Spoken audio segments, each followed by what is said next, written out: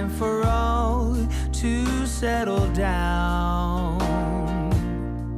Leave their worries all behind. Take it slowly and unwind, and bring the peace back to a torn and shattered world. Let us share with all a Merry Christmas. Let us bring the greatest time of year. Let the words and the wishes take flight and come true, for a holiday for me and you. It's the season for all, for the big and the small, for those who are weary and those who came far. Okay. I'd like to reconvene the regular meeting of the City Council Public Financing Authority and call to order a special meeting of the Housing Authority, Parking Authority, and successor agency. City Clerk, can you please call the roll? Yes. Councilmember Mosher. Here. Councilmember Bolton. Here. Mayor Pro Tem Burns. Here. Mayor Vandermark. Here. Councilmember Strickland. Here. Councilmember McKeon. Here. Councilmember Kalmick. Here. All present. Thank you. Tonight, the Pledge of Allegiance will be led by our Police Chief and City Manager, Eric Parra. Stand if you can. Place your right hand over your heart. Ready? Begin. I pledge allegiance to the flag of the United States of America and to the republic for which it stands, one nation, under God, indivisible, with liberty and justice for all. Our invocation will be given by Police and Fire Chaplain Roger Wing. Would you please pray with me as we ask God's blessing on this evening's City Council meeting? As we begin our meeting tonight, Lord, we pray for your wisdom and guidance as our City Council members consider each of the issues on this evening's agenda. As the final meeting of the year, we first want to thank you for your guidance and direction throughout the year on the various issues that have been before the Council. We ask for your wisdom and support for our new mayor and mayor pro tem, as well as for each member of the Council as they address the concluding issues of the year and prepare for a new year. May we end this year on a positive, encouraging note, reflecting the joy of the season. May you bring your peace, unity, and harmony throughout all the discussions. We pray for each of the speakers who will be coming to the podium this evening, that you would guide them in what they will be sharing, and that you would give each council member grace and open minds as they hear their comments. And Lord, please guide each speaker that comes to the podium this evening, that they would offer their comments clearly and concisely with dignity and respect. May we all end this year on a positive note. We thank you, Lord, for the wonderful and safe year that you've given us in Huntington Beach, and for the enjoyable summer season you've provided to our city with all of its special events. And as we're now in the midst of the end of the year holiday season, may you continue to bless our city and provide everyone with a blessed and thankful Christmas, reflecting on the many blessings you, God, daily bring to us. And help us to remember that you are the reason for the season and what its true significance is to all of us as this Christmas season unfolds. We ask you to bless each of our City Council members and their families, that you would keep them healthy and safe. We pray for each and every one of our first responders and public servants as they so selflessly and faithfully serve our community. And we ask for your guidance and wisdom for each of our city leaders and for all of our city employees who so faithfully and diligently serve us all. Bless our meeting this evening, and may your peace and wisdom guide all that occurs tonight. May the joy that you brought to this world fill us with the hope and joy as we look forward to all that you will do in our lives and in our city in 2024. And we ask this in your wonderful name, Lord. Amen.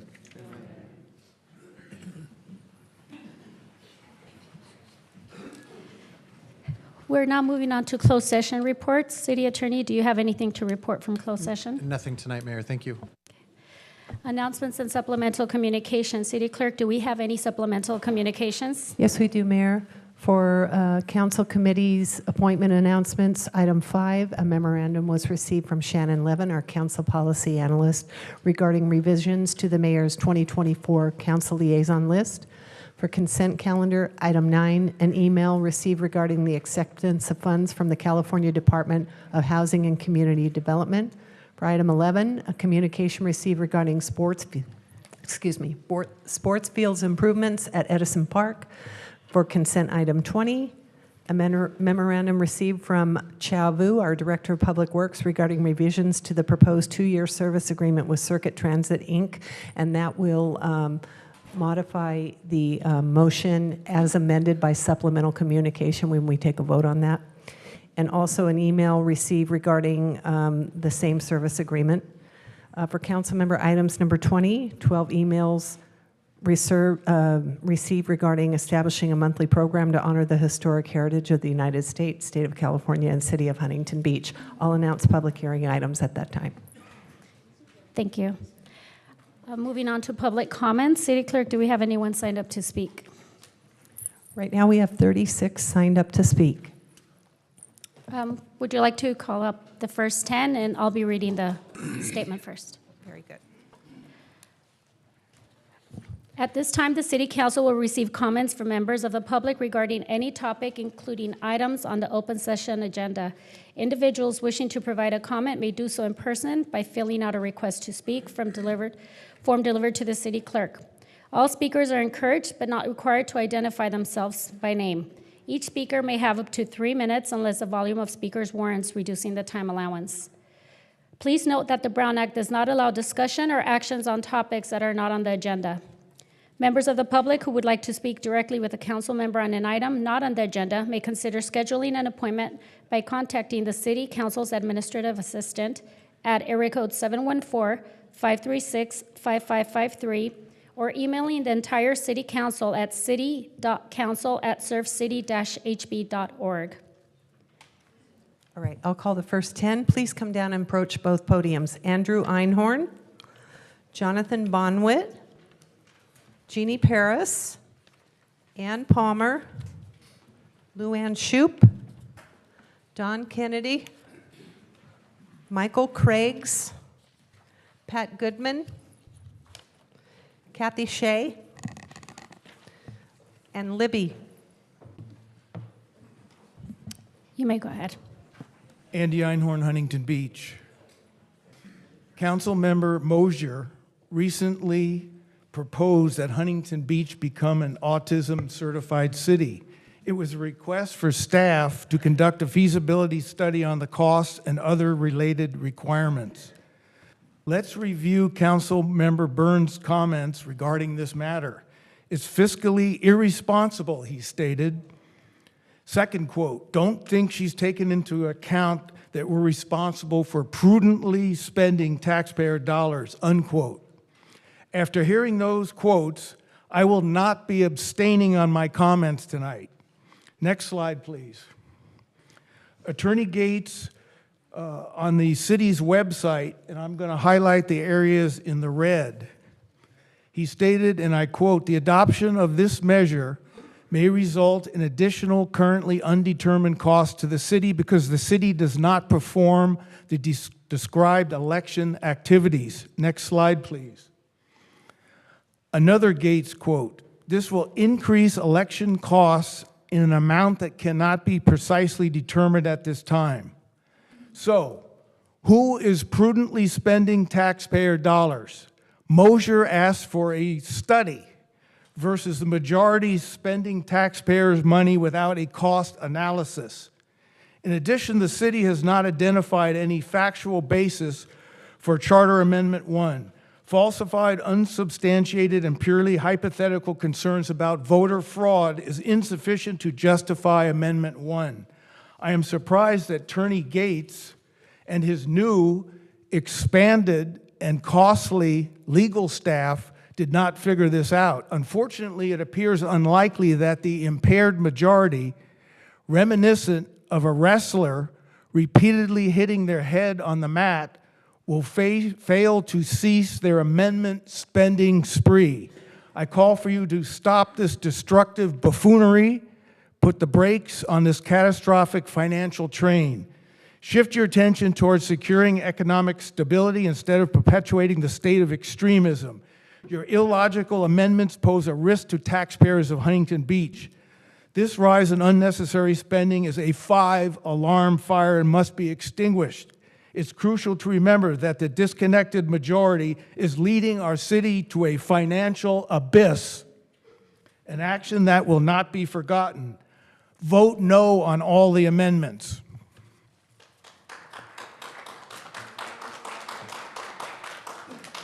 You may go ahead. Thank you, Mayor Vandermark and the esteemed city council members, city attorney, and neighbors. My name is Jonathan Bonwood. I've been in the Brightwater development since 2009. I'm here to speak out in strong objection to the proposed senior living community on Warner and Bolsa Chica.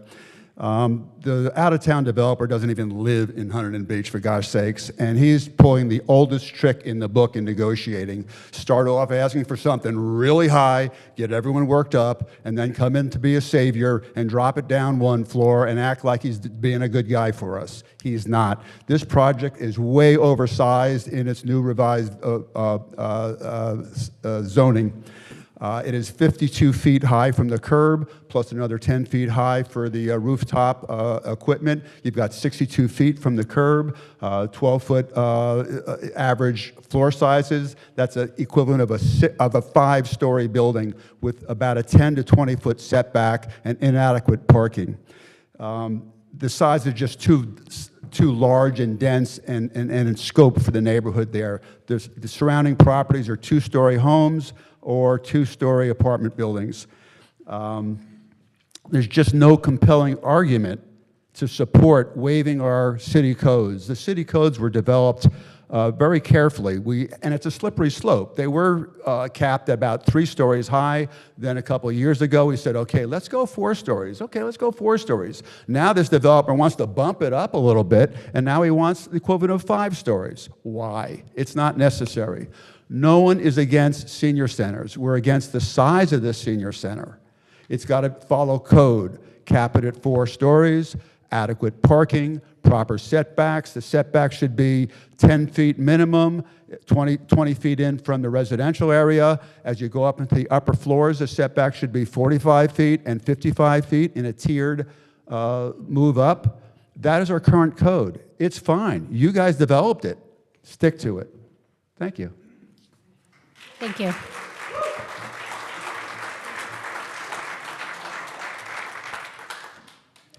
Hi, good evening. My name is Kathy Shea. I'm a historian. For 15 years, it has been my absolute privilege to serve our city as a member of the Historic Resources Board. I have to say I was absolutely thunderstruck when I received a copy of the current agenda and found on there a list of 12 or more cultural history heritage events that are being proposed. And God knows, you know, I'm all about celebrating history, right? But this is just peculiar, for want of a better word, both the plan, the approach of the plan, and the items that are listed here. Then I continued to be stunned when I continued to read through the agenda and found out that the Historic Resources Board might be asked, but really a whole additional board is going to be created to administer these heritage projects. Wow. I think it's pretty thinly veiled, stinging a vote of no confidence, both in my role as a historian and leadership of the Historic Resources Board. The members of that board include a history professor, 2 history authors, 2 of the great-grandsons of our first mayor. These people have incredible knowledge, incredible training, incredible skill sets that they contribute all the time with enthusiasm and commitment to preserving and sharing the history of our city. This is unfair to them. I spoke about this to one of the sponsors of this over the weekend, and thank him for his time.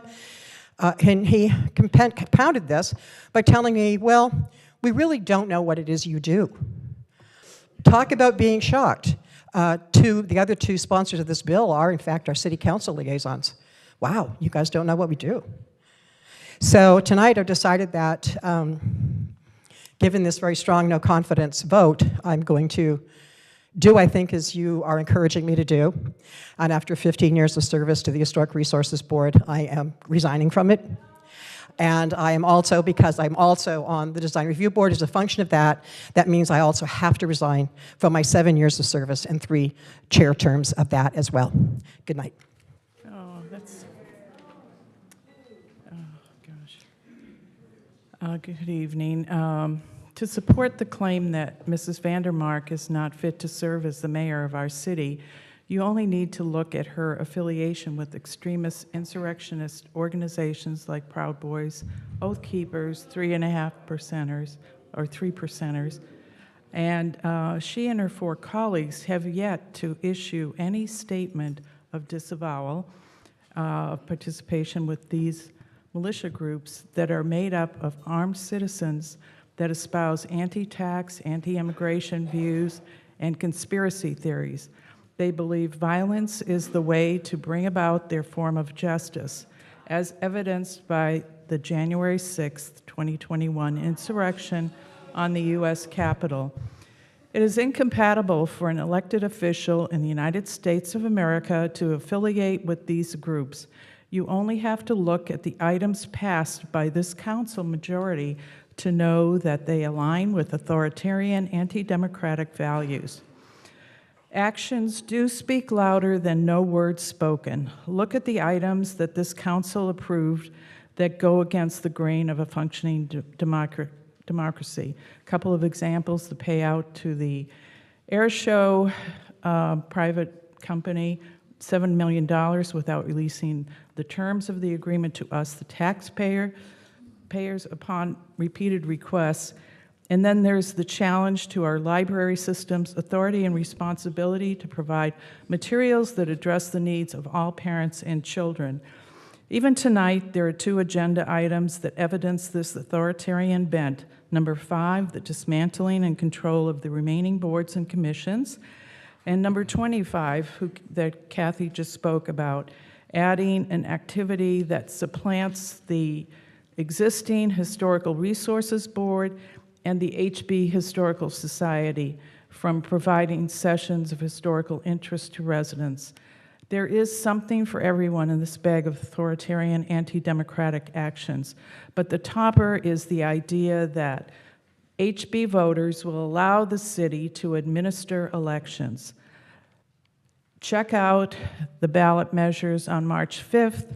Please vote no on them loudly and clearly and definitively, that we approve of the Orange County Registrar of Voters to administer our elections, and we are grateful for their service to our democracy. Thank you.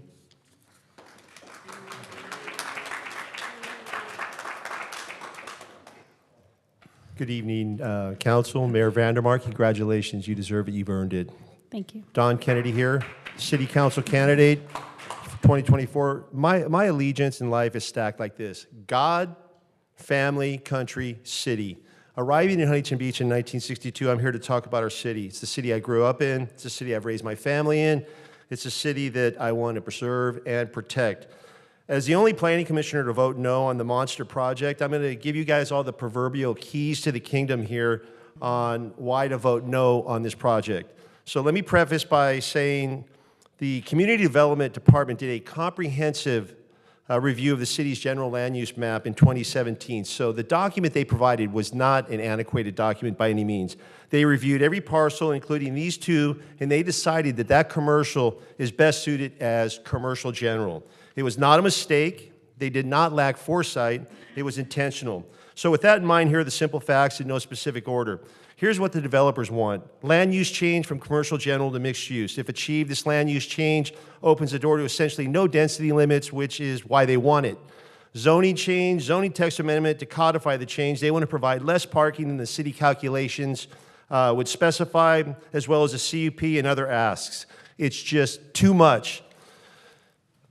Here's some of the observations that caused concerns for me. The use of a EIR that was almost 10 years old, in my opinion, they should update these EIRs. They wrote their own specific plan, which to me seems completely aberrant. Kind of feels like the fox is watching the hen house.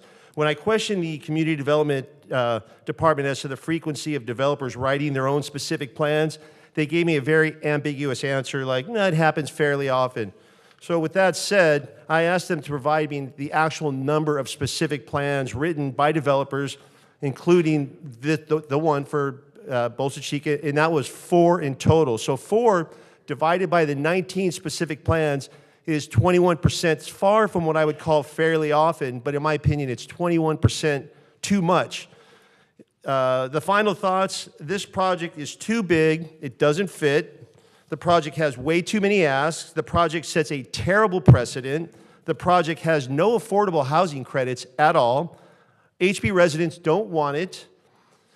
If passed, it basically tells developers, don't worry about land use, maps, and zoning. It has no bearing. If you have the capital, proceed. My advice, if you want to build, conform. Let me close by using those unforgettable words by the infamous Johnny Cochran. If it doesn't fit, you must acquit. If it doesn't fit, you must acquit. Now, for those who may be double-checking my use of the word acquit, it's definition number 2. Conduct oneself or perform in a specific way. This project does not fit, so you must acquit. Thank you. Vote no.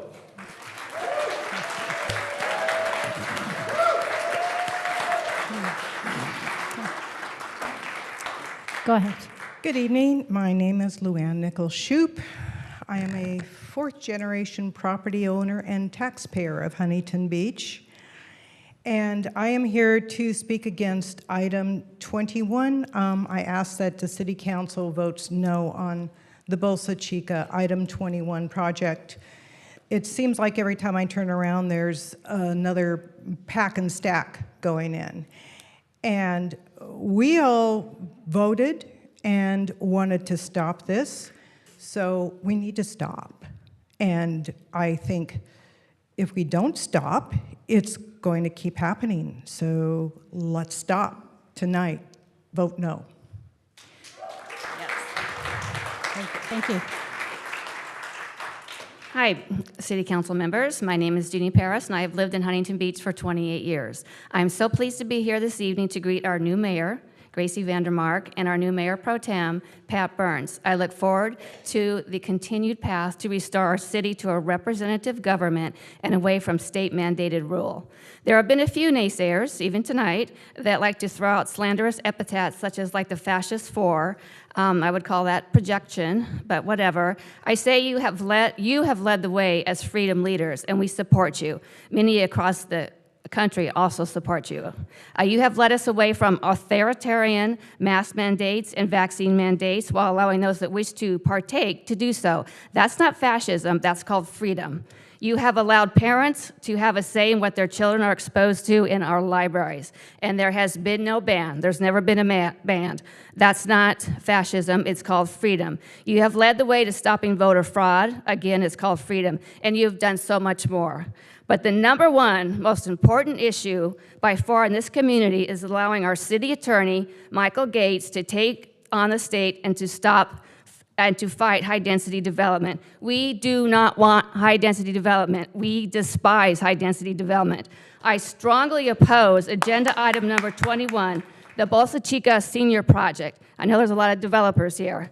I don't support it at all. I would like to see the whole project scrapped and to send the developers packing. This project does not comply with our zoning requirements. It does not belong here. I will take it to some other city that loves HDD like Irvine. HDD developers have done nothing but damage to Surf City. Every time I drive by that mess on Beach Boulevard in Indianapolis, I cringe. It looks like a state prison. Let's send a message to future developers. I do, however, strongly support agenda item 25.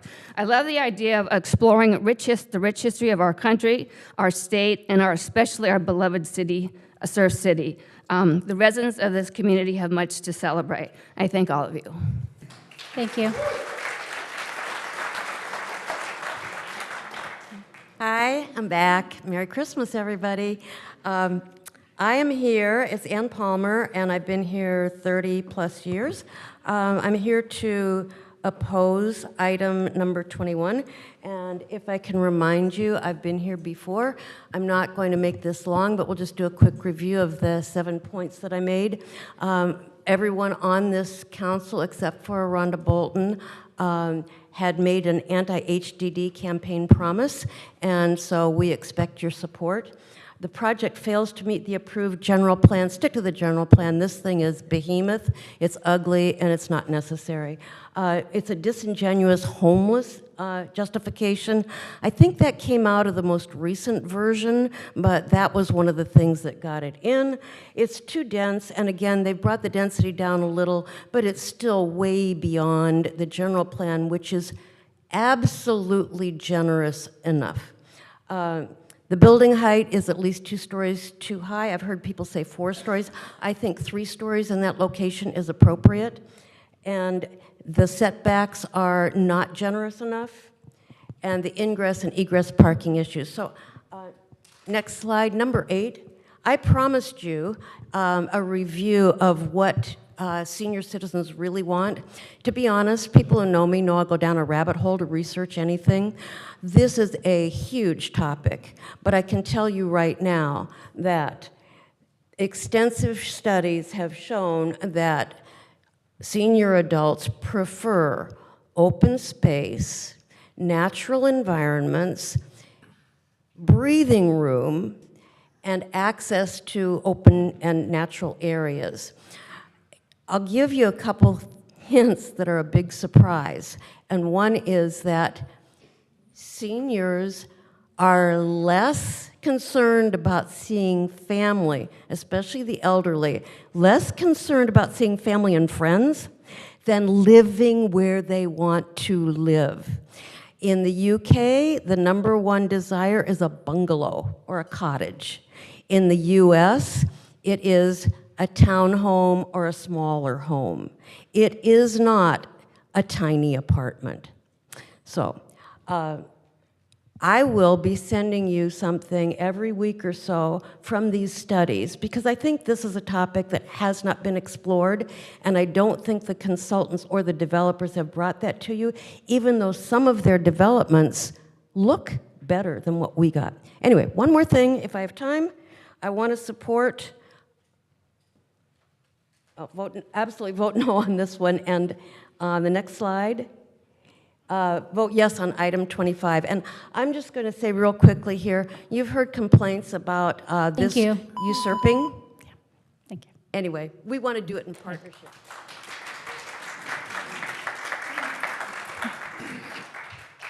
Go ahead. Good evening. Ballot Measure A will be on your Huntington Beach ballots that will arrive at your home beginning the week of February 5th. I'm asking all Huntington Beach voters to vote no on this Measure A. Not only is it a waste of money to put the measure on the ballot to begin with, according to the city attorney's own impartial analysis, it will increase the city's election-related costs in an amount that cannot be precisely determined at this time. That's a sneaky way of saying it will be very expensive, but they haven't taken the time to figure out how expensive. The city would have to purchase its own voting machines, maintain and store them. They'd have to hire election personnel and train them. They'd have to pay for additional polling locations, as well as counting and certifying the city election results, and many other expenses.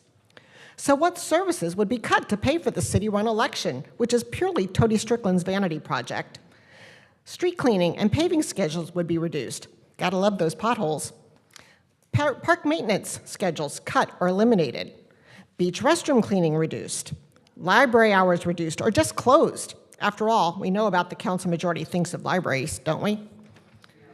Ballot Measure B is about flags. After weeks of public comments, the city already has a flag ordinance. At the time, commenters reminded the council of times when they may want to fly some other flags, but they would hear nothing of it. They moved ahead with a very restrictive law with the primary goal to eliminate the pride flag. With this ballot measure, the council majority wants to add this restriction to the city charter. It seems the council majority thinks that if you disallow the pride flag, LGBTQ people will just disappear. Most of us know it doesn't work like that, and we would not have chosen to waste taxpayer dollars on such a foolish measure. Vote no on all HB ballot measures. Finally, I want to mention, several times over the past year, Tony Strickland and other council members suggested that the economy was heading into a recession, referring to pundits on their conservative media outlets. I just want to make sure everyone saw the news last week. The stock market has reached record highs, unemployment is at record lows, gas prices have fallen almost 9% since last year, and the average 401k is up $13,000. The economy is doing great. Thank you. Thank you. Next speaker. Good evening, ahead. Council. My name is Michael Craigs. I'm a 7-year resident of Huntington Beach. I'm here tonight to speak in opposition to all 3 charter amendments. In particular, Charter Amendment number 1, related to requiring an ID to vote. I wasn't able to attend the special council meetings that you held, but I did have time to review hours of footage on YouTube to see if some of my questions that I had and concerns would be answered. Although many people from the public and actually some council members did ask those questions, I felt that the council majority failed to answer them. My main concern is what happens if the city of Huntington Beach is forced to host their own elections, and what is the cost to those taxpayers? The other thing that I felt was a bit astonishing, actually, was there was a letter written by the Attorney General that the city attorney read that essentially said that the city of Huntington Beach would be on the hook for those elections. I felt that the city council majority's response to that letter was apathetic towards the taxpayers. And really the only answer that was said was that the city of Redondo Beach had a similar situation and that should be okay. In my career, I've had to approach upper management and a board multiple times asking for additional money that was not already approved on an annual budget. In those meetings, I have had to explain why I need the money, how I'm going to spend the money, what's the term of the ROI. And at no time did I find that those questions were offline or insulting. And I think the council majority has done a disservice to the taxpayers and the voters, especially to the people who voted for you, by not answering those questions. The council majority has also said that passing Charter Amendment number 1 would increase the faith in our local electoral process. I, for one, already have faith in that electoral process. If that charter amendment is approved, my faith will severely be diminished. And that's no insult to the staff of Huntington Beach or who would ever be running an election, but I cannot imagine taking on a gigantic project like that and the amount of money that that would cost. Thank you. Thank you. Would you like to call the next 10? Yep. The next group of 10, please come down to both podiums. Guest P, Barbara Shapiro, Shami D, Ken Inouye, Michael Shoup,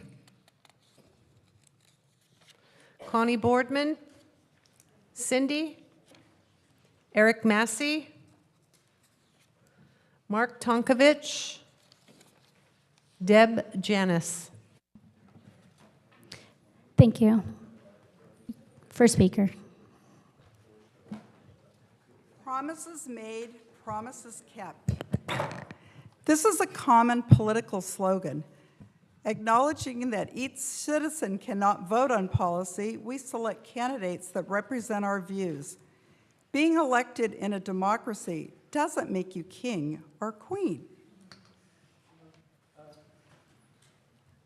I came across this wonderful photo of our council majority standing by a sign that clearly states, "No changes to our city charter."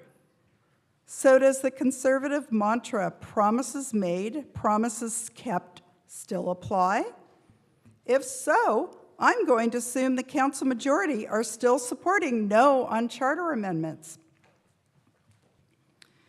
As I see voter ID signs going up throughout our city, I want to warn my fellow citizens. This will cost Huntington Beach taxpayers millions of dollars. This isn't about voter ID at all. We already have strong voter ID laws. The term voter ID is a Trojan horse. What this amendment really seeks is to gain control over your vote by moving elections from the very secure Orange County Register of Voters to a Mickey Mouse system of voting controlled by the city of Huntington Beach. They could control and manipulate your vote just as they did as selecting Gracie as mayor. According to an established protocol and HB Resolution 6320, the position of mayor should have gone to Dan Kalmick, as he is the council member with the longest consecutive service. So the council majority just decided who they wanted as mayor and changed the process to get their way. Do you still want to hand your vote over to them? At least Mr. Burns agrees with me on the principle of not changing something that's working well. Does this also apply to our voting system, Mr. Burns? Regarding a proposal he didn't like, I quote Mr. Burns, quote, "This is well-intended but unnecessary in every way. It would be a waste of staff time and just repeating something that we already have." Yes, Mr. Burns, changing our system of voting is also unnecessary and a waste of staff time and just repeating something we already have. No new taxes. Keep your vote secure. Vote no on all charter amendments. Thank you.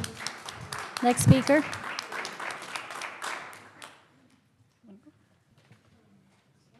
Is there a slide?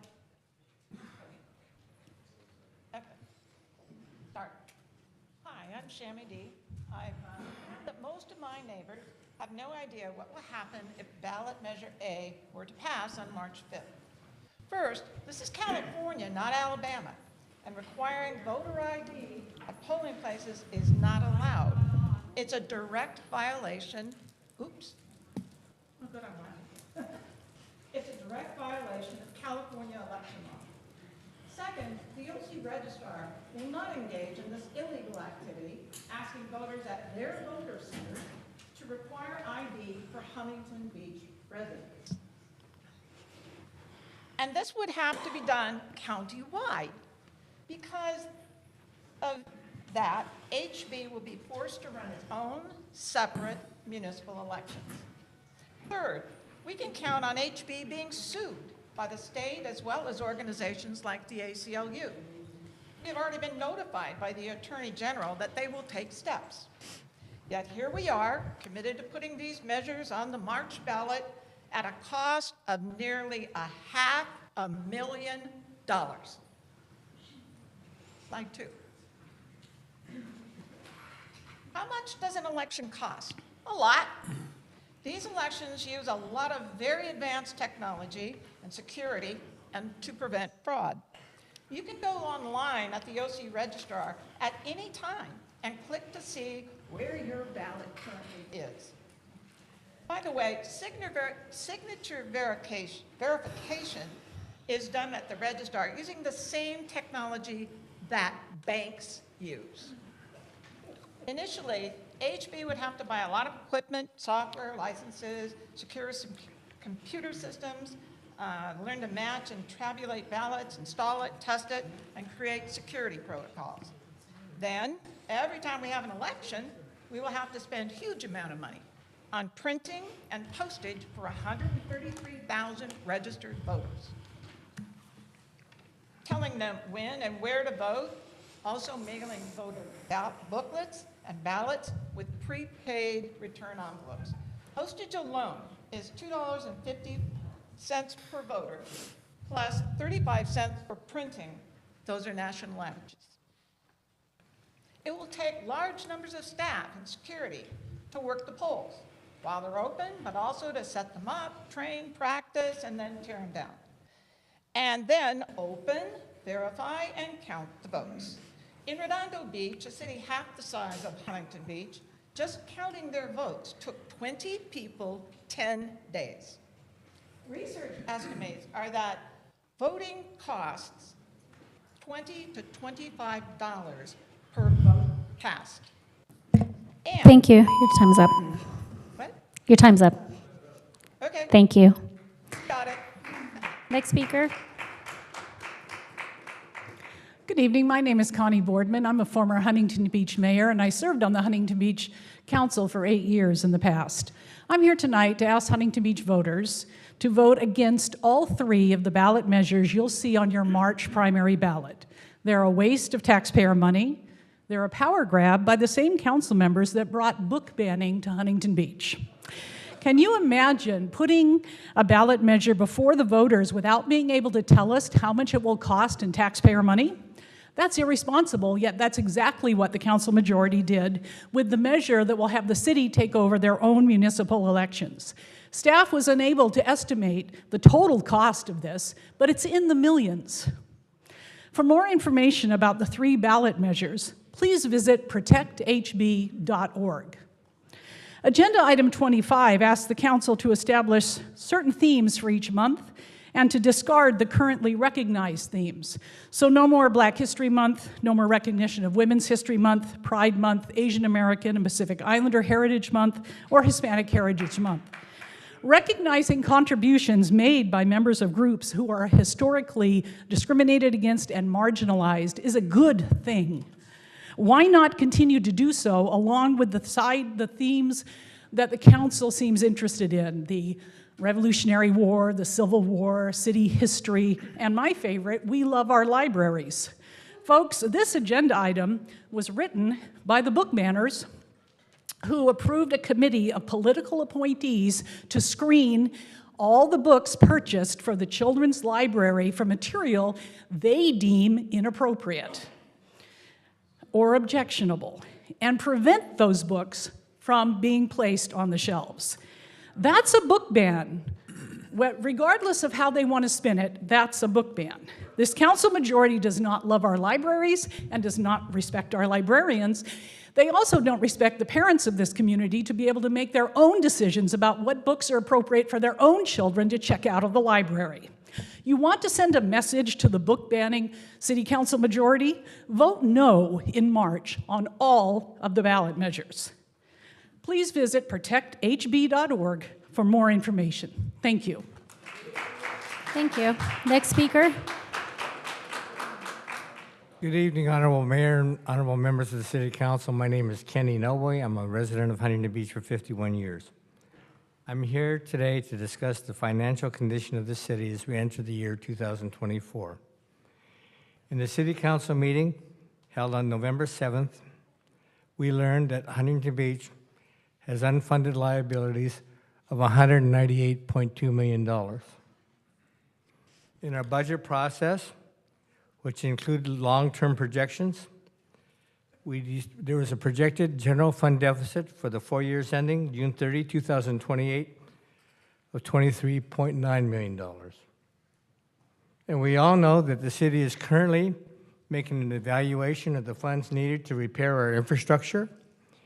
And although we don't know the exact cost at this moment in time, it is clear that the proceeds needed, the monies needed to fund these projects will probably come from bond issuances. And these bond issuances would require monthly payments that will put a further strain on the budgets of these cities. I have requested in the past that the city create a financial analyst team to help the city council make decisions that affect the finances of the city. As I've also said, the financial management of the city is not a Democratic or Republican issue. It simply is not. We have to make decisions which meet the needs of the city and which also protect the financial integrity of the city, because that is the responsibility of all of you as members of the City Council. And I would like to make this comment. I missed the last City Council meeting or part to discuss the fact that even though the council majority is willing to spend millions of dollars on City Council or charter amendments, they would not spend one dime to make an evaluation of how this city can meet the needs of the people that have autism. I believe you misread the character of the people in this city, because I believe every person in this audience that lives in Huntington Beach cares about our neighbors. We care about the well-being of the people that we live and work with. And I believe that I hope that you'll revisit this request. And I certainly hope that your decisions in 2024 will reflect the true character and giving nature of the people of Huntington Beach, not the political agenda that sometimes has overridden our decisions. Thank you so very much. Thank you. Next speaker. Good evening. Congratulations to our new mayor and mayor pro tem. And my name is Mark Tonkovich, resident of Huntington Beach. I'm representing myself and my wife. My son is also a homeowner resident. He's working God knows what kind of shifts at Boeing. But I want to talk about the Bosa Chica Senior Center. I've been following this, and I got into a little bantering online with someone that they were saying it was the place was 3 stories high. The developer says it's 3 stories high, and I've driven past there thousands of times, and I know Little Caesars, that's not 3 stories high. So instead of for my annual or daily walk to the wetlands, I went to Little Caesars. I walked around the lot, that's 2 stories high. I went to the back building, it's 2 stories high, but then it goes up to 3, turns to L, 3 stories back to 2. So scientifically, I paced it all off. And I came up with about 73% of that property is 2 stories by my pacing. The abreast is 3 stories, plus you got a big flood of parking lots. I walked down Bosa Chica. You got single-family, single-story homes across the street, 3 or 4 of them. You do have some 3 stories further down, then it goes to 2 stories. Across the street on Bosa Chica, it's all 2 stories till you get to a building from Frontier that's 1 story. So right now, nothing's fitting in that neighborhood. I walk down Warner to Green Lane, which is the backside, and there's 2-story apartment. It runs the whole length of the property. Once you get past the property, there's some 3 stories, I think about 8, they're in a row. And then you go to single-family homes, and across the street from that is all 2 stories, single-family homes and apartments. This does not fit that lot. It's just too large. It just overextends into everything. The traffic that's going to be caused there, the whole mess. But, when I voted on one of the main points for me was no high density, okay? I was really happy when we fight the state on all this stuff. And here I'm sitting here looking at something that's a monster that's looking to be approved. I say don't approve it. If you do approve it, make it 2 stories. But I appreciate it. One last thing I do back you on item 25. Thank you for the time. Thank you. Next speaker. Good evening. My name is Michael Shoup. And to begin with, I'd like to thank the City Council for all the changes and the steps forward we've made over this past year with our beloved city, returning it to what we all love as Huntington Beach. Thank you. A bravo Zulu to each one of you, those involved especially. Would also like to thank my wife, who got me involved over this past year as well, and I just never would have seen myself doing some of the things I've done with. On a city level, you just don't think everything's worth your time, and you find out every little thing you do is worth your time. So I thank her, and I thank her friends who encourage each other and myself to all get involved and continue to stay and fight for the things that are right and what we believe. As far as item 21, the senior citizen over on complex on Bosa, yeah, I'd say vote no. I'm sorry. High density is just that, high density. Huntington Beach was a small town. It's going to grow. There's nothing we can do to stop it, but we can slow that progress. Progress is progress, but we can slow it. And that's what I'm hoping is we just take our time, take a deep breath, enjoy what we have, and as long as we can. So anyway, thank you again for all your work. Bravo Zulu, thank you. Bye-bye. Thank you. Next speaker. Good evening. My name is Deb Janis, 44-year resident of Huntington Beach. You know, I was going to start off with a poem I worked on that was the night before Christmas, and all through the dais, not a creature was stirring, not even Natalie or Dan. But then I decided, no, I wanted to be a little more serious. So, Mayor Pro Tem, Council, Mr. Gates, Chief Para, staff, I'd love to wish all of you a very Merry Christmas and a very happy and prosperous and safe New Year. And I'm hoping that in 2024, all of us that come to these meetings and speak, all of you working together, we can shake hands and stop the vitriol and truly work together for the betterment of our city. That's really all I have to say about that. And, oh, one other thing. Please vote no on item 21. It's not a senior center. It's a high-end, whatever it is. I mean, I can see the handwriting on the wall, but it's not a senior center. And it's way, way beyond anything that most of the people in this town want. Thank you. Thank you. Next speaker, Cindy.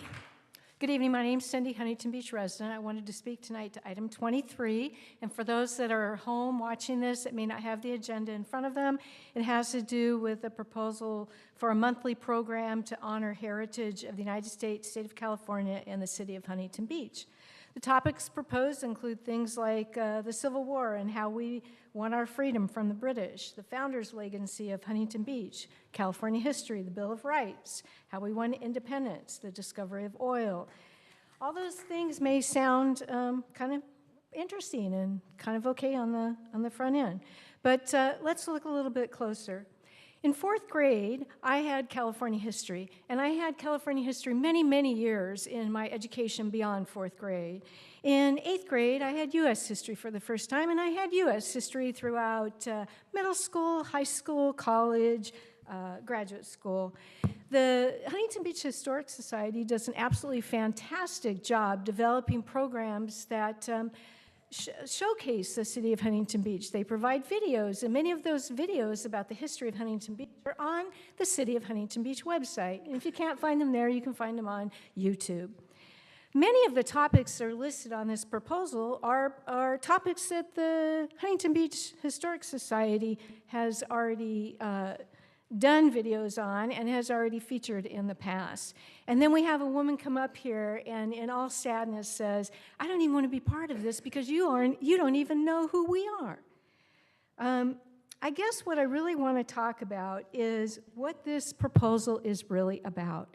Because it is not about what the events will highlight or showcase. It is about what will be taken away as a result of this. I'm going to read directly from the proposal. This series would be intended to be free of any identity politics and political agenda.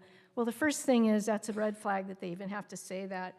And then it says all monthly themes hosted by the city must be included in the approved 12-month proposal and therefore supersede all those that are already planned.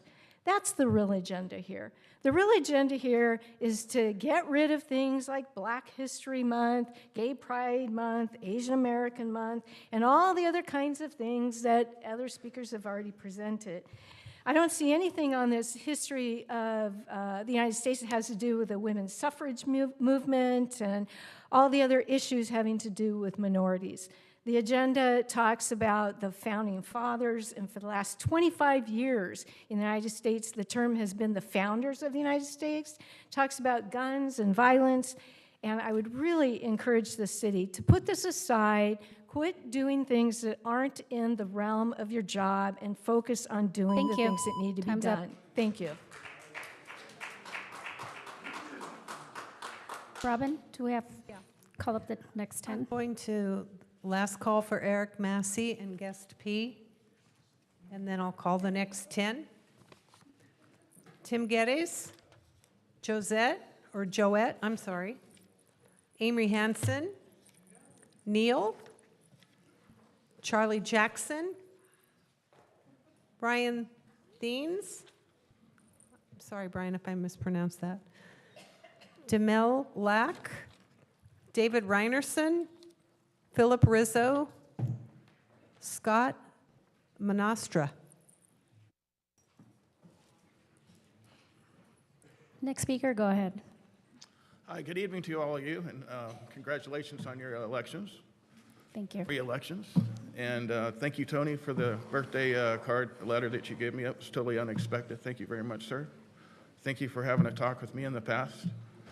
I'm here to ask you to please, as you well know, I'm watched 24 hours a day of everything I get to do.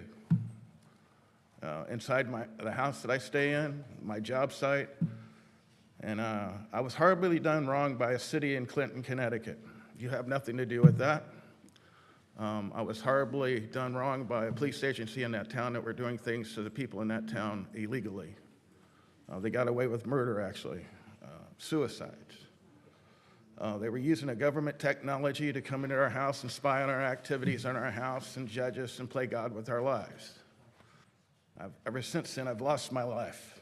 I can't even make a living except for what I do now because they won't even let me operate a computer. They scramble it. They don't even want me to write about what they've done to me.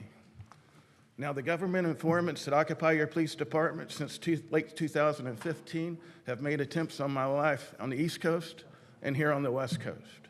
They have harassed me on my job sites.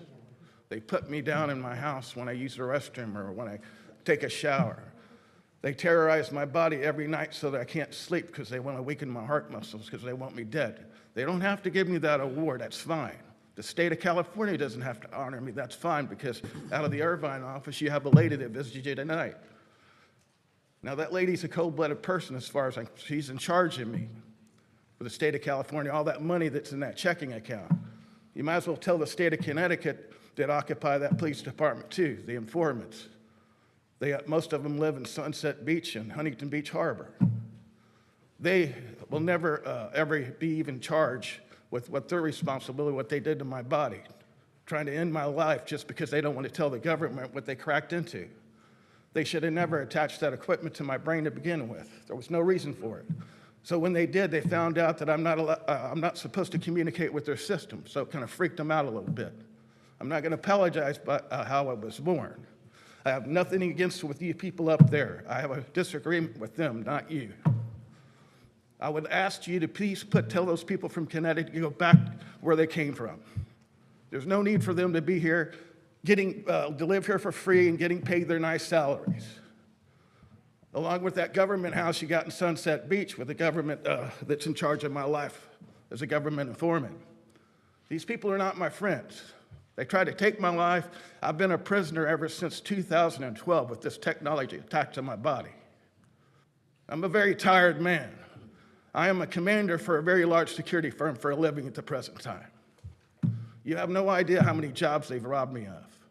So please, I'm asking you, do not let them influence you what you can do with that $13 million that you awarded me for being done wrong. Thank you, sir. Good evening, Mayor and City Council. Tim Geddes here. I hope the council will come up with a policy soon on public comments so that speakers won't come up to won't be left in the dark every time they show up, wondering if they get 3 minutes or something less. If it depends upon the volume of speakers, as stated in the agenda, then come up with a threshold. By no means should the mayor be able to arbitrarily reduce the time per speaker to under 90 seconds, a previous benchmark for a high volume of speakers. This, of course, happened last meeting, and I sent a current letter to the council on that subject. With the reduction of speaking opportunities due to the loss of various boards, commissions, and committees, the input here is almost the only public expression of views left to community members. There has been precious little time to reach a recalcitrant council majority who practically from the beginning has built a metaphorical wall that it is constructed brick by brick on top to separate and divide us. Only the mayor can accomplish this by setting the tone. Mayor Vandermark, if you seek peace, transparency, unity, and harmony, as Pastor Wing said. Please open the gate of communication. Ms. Vandermark, tear down this wall. Now, since I happen to have a couple seconds left, I'll chime in on first of all, on the charter amendments. Regarding the charter amendments, it's as simple as ABC, vote no on all three. And also, regarding the number 20, the Bolsa Chica Senior Living Community Project, you know, what is the criterion for approval here? Intent is not the only criterion for approval. Need is not the only criterion for approval. Open site, even the site is not the only criterion, and certainly not not that it pencils out for the profit of the applicant. What should be the criterion is a well-managed, is a well-drawn project that conforms. So, Merry Christmas, Happy New Year, Happy Holidays. All in all, just another one. Thank you. Next speaker. Hi, I'm Charlie Jackson, 22-year resident of Huntington Beach. There is still time to stay with OCPA, the Orange County Power Authority. At the May 16th City Council meeting, Mr. Strickland gave some numbers for the RPS, Renewable Power Standard, that just don't add up. I can't find his numbers anywhere. There was no California RPS report with OCPA prior to November of this year because OCPA just started. The annual RPS report released in November of this year has OCPA at about 100% for 2022 and a projected 86% for 2023 renewable energy.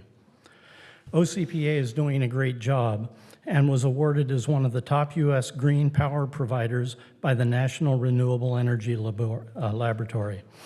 Mr. Strickland also ignored the fact that OCPA delivered 100% renewable energy to more than 60,000 customers, while SCE was barely able to deliver 100% renewable energy to 60 customers in Huntington Beach. The reality is that SCE does not have a comparable plan to OCPA, and OCPA is much better. There is still time to stay with OCPA. It just takes time to listen and time to take a vote. Thank you. Thank you. Next speaker. Yeah, good evening, Mayor Vandermark and council members, staff, and neighbors. My name is Brian Thenis. I am the appellant on this item 21, this Bolsa Chica Senior Living Facilities. I do hope, well, actually, I hope I don't get to speak twice tonight. I'm like to speak again officially on the agenda. And, but one thing I would like to, whenever City Council approves a project, you know, for instance, you have tonight, you're going to adopt findings and facts for approval. So you have to agree with the statements made in these findings of facts, and then they're attached to conditions of approval.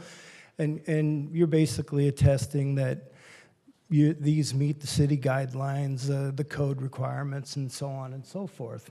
So one of the things it says, this Bolsa Chica Senior Living Facility will be consistent with the neighborhood in proportion, scale, character, and surrounding land use, right?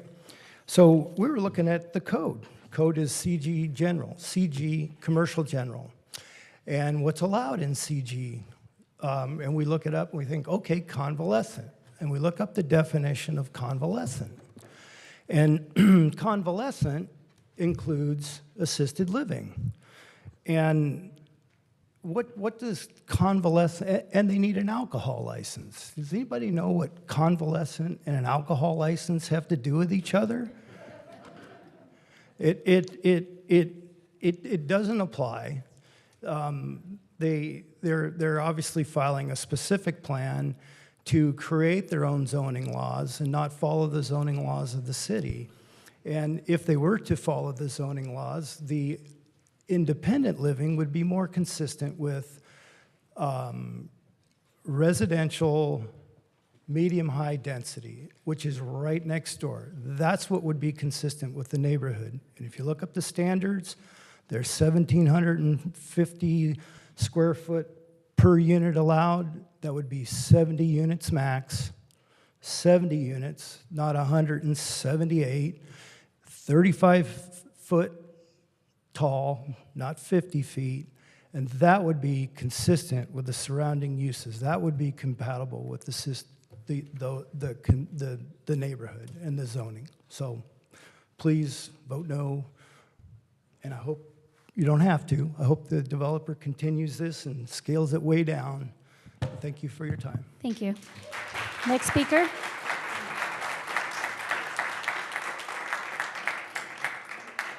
My name is Neil. I want to spend my time tonight to voice my opposition to Agenda Item 25 regarding the monthly program and the baked-in repeal of all existing monthly programs. It is clear to me that this proposal is intended largely for the repeal and not for the items being proposed to replace them. This council majority would love nothing more than to eliminate Pride Month, Asian American Heritage Month, Black History Month, and indeed any celebration of identity that isn't white, straight, and cis. I know that what I say here tonight won't change the votes on this item, but I hope people at home and here tonight can see and will continue to see the damage that this council majority is doing to the community through increasing erasure and marginalization of minority communities. I have a little bit of time as well, actually quite a bit. I'm still on that, 90 seconds from last session. So circling back to housing, Reiner requires Huntington Beach to build 13,368 new housing units by 2029, so over the next 6 years, over 2,230 units per year. This project represents 77 eligible units, which would satisfy 3.4% of the required units for 1 year. The more projects like this that are blocked, the bigger they will need to be to meet those state demands. And the longer Huntington Beach violates state housing law without an approved housing element, the less local control we will have as pressure from the state legislature increases. Take a look at San Francisco in the last legislative session and take note. They're on the process of losing essentially their control over zoning and approval, and they'll be forced to fast track essentially any development that meets certain requirements, more or less the builder's remedy.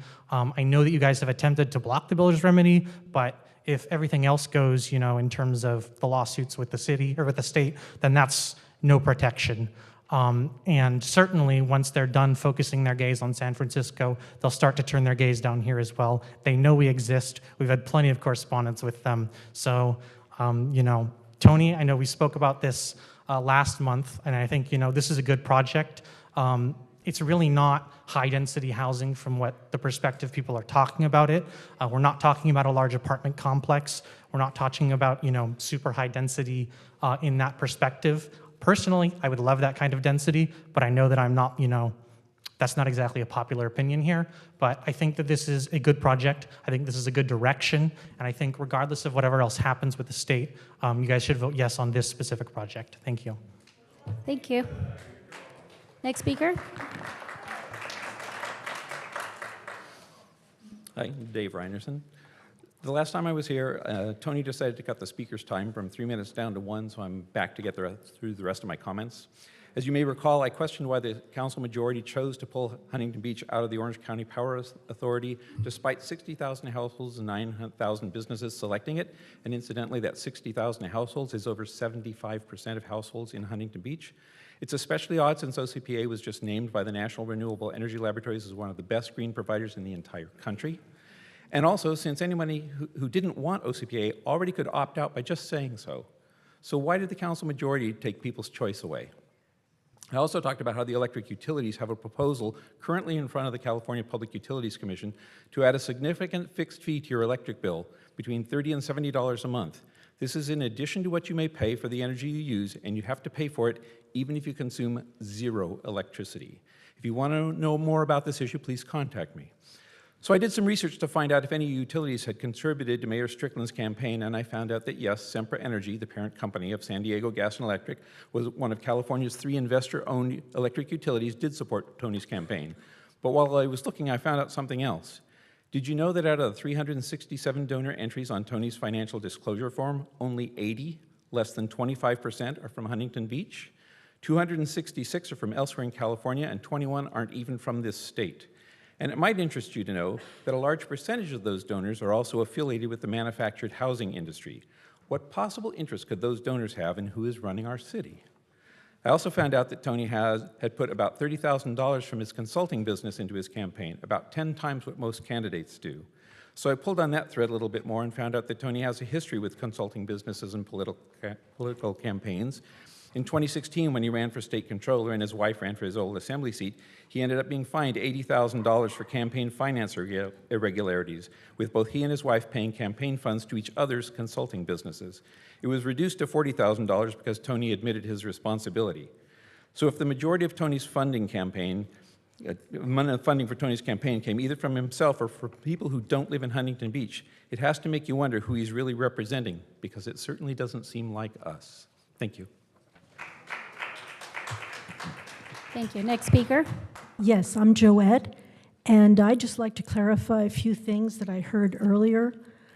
Anyone who thinks we're facing a rosy financial picture needs to know that California faces a $68 billion budget deficit. That's billion with a B. It was so bad that Gavin Newsom put a freeze on any unnecessary spending by the counties, and when he says that, you know we've got problems. The other thing I'd like to comment on is that book banning is not book banning. It is looking at the books. There was a time, I know because I used to be a librarian, that we had no reason, no cause to review any books. They were all good. That was because we didn't think anyone was perverted enough to put sexual agenda into a kid's library. Unfortunately, that day has come and gone. We now face a time when we really have to scrutinize what our children are reading, and we have to make sure it doesn't end up in the libraries. That being said, I have a solution as far as everyone's concerned with extra spending on elections. I'd like to go back to paper ballots. Paper ballots are some of the best ways I know not only to save money, but also to get accurate results in one day, not 1 month or 2 months. And also, they save money. We need to go to that. 1 day voting. We need to have an election holiday. We need to have neighborhood voting again. Back into our neighborhoods. 1 day, back in our neighborhoods. Hand-counted ballots, same-day results. Imagine that. I've lived in this world long enough to know and to remember when we had same-day results. Not everybody goes home at 10 o'clock and is dismissed, and then all of a sudden a whole bunch of ballots show up in the middle of the night. Voter ID, very important. We need to present ID. There's nothing prejudiced about it. We have to present ID for everything we do. I went before the Secretary of State earlier this year, and she, just to let you know, requires us to show our ID in order to come to her meetings. That's the Secretary of State. You bet. We need to make sure that these elections are safe. Thank you. Very much. Time's up.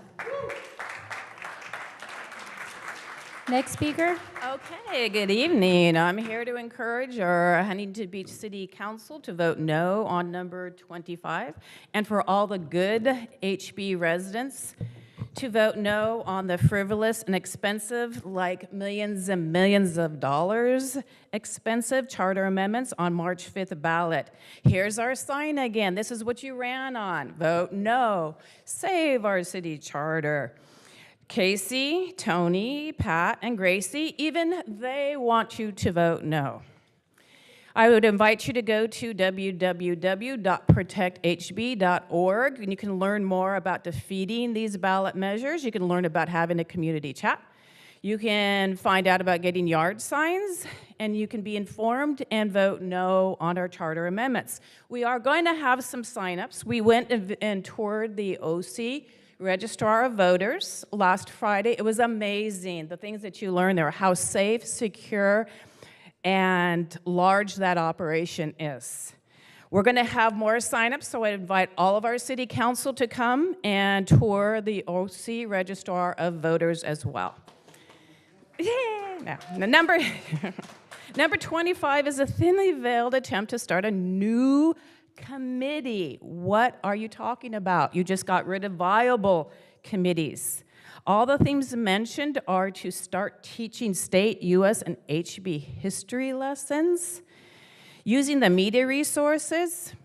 All this points to a divisive and political and curmudgeon ex-resident who likes to pretend he is an expert on this. We just had a resignation of an expert. That's quite a loss. We don't want Chris Epting in the City Hall. We don't want to make any money off of the taxpayers' back. We don't want to see him at all. And that's it. Oh, happy holidays to our city staff. Thank you for your patience, and to our city council. Thank you. Next speaker. Thank you, Madam Mayoress. My name is Mr. Amory Hanson. I'm speaking tonight to express my appreciation for the full 3 minutes at City Council meetings. Last year, the City Council dealt with many issues of controversy, and at free meetings there were at least 100 orators, yet the full 3 minutes was allowed. Through this action, a renewed commitment to democracy and transparency has been shown, and a desire to listening to the residents of Huntington Beach.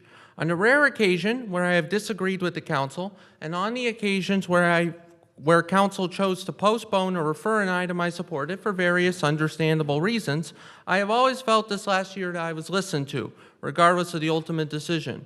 I have heard a similar feeling even from residents who have disagreed with the council. I am hopeful that the mayoress will continue to allow the full 3 minutes for the coming term, and that other future mayors on or off the dais will continue to allow the full 3 minutes as well. Tonight, I am also renewing my own commitment to democracy and transparency.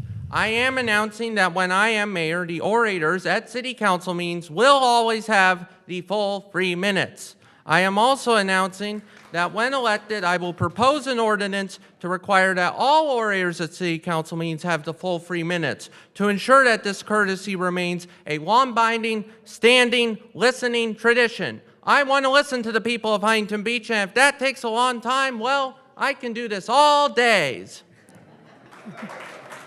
Thank you, Amory. Next speaker. Good evening. My name is Daniel Locke. I've been a resident of Huntington Beach since 2015. And I wanted to draw the council's attention to a matter that, if left uncorrected, could potentially expose each of you individually to liability, but also most definitely expose the council, and again, you personally, to political liability. At the same time, potentially marring, and hopefully not, but potentially destroying a storied, stellar, impeccable, decades-long career of our own Chief of Police, Eric Parra. And the situation that needs correcting immediately that I speak of is the moment when this city council made a sitting police chief at the same moment in time the city manager. Because not only did you give the police chief the police power, but you gave the city manager the power of the purse. So now he has the combined powers. And this situation should not exist in a modern democracy. It's what the founders stood for initially when they set up the presidential office, the judiciary, and the legislative branches, keeping them separate. Now, before I move further, I want to make it abundantly clear, first and foremost, to Chief Parra. that I'm not here to insinuate any malfeasance or impropriety on your actions, past, present, or future, or whatsoever. I'm here in support of you, sir. Likewise, I'm not here to mention or bring up any malfeasance or cast any disparaging light on the actions or character of the City Council. I think you guys are doing a fantastic job standing up to Gavin Newsom and the garbage that they're trying to force down our throats from Sacramento. We've heard a lot of talk about high-density housing. You're doing a fantastic job. But do not be deceived. Your enemies are numerous. Your political enemies are powerful. And they're not going to sit around and let you fight everything they're trying to push down on us. They're going to look for the chink in the armor. And the chink in the armor for this council and this police chief is the fact that you put him in a very tenuous and indefensible position of having to defend his use of time. For in his employment contract as police chief, it says, your time shall be devoted, all of your time, to the duties of a police chief. But he can't do that anymore because he wears two hats. Sir, when you decided to risk your life to protect us, the citizens of Huntington Beach, I don't care how much you paid or got paid. I don't care how much you're getting paid now. It's not enough. Chief Para's sole purpose in life should be the loudest voice for the rank and file officers of Huntington Beach saying, we need more cops, we need more money. But he can't do that because of the conflict of interest that exists.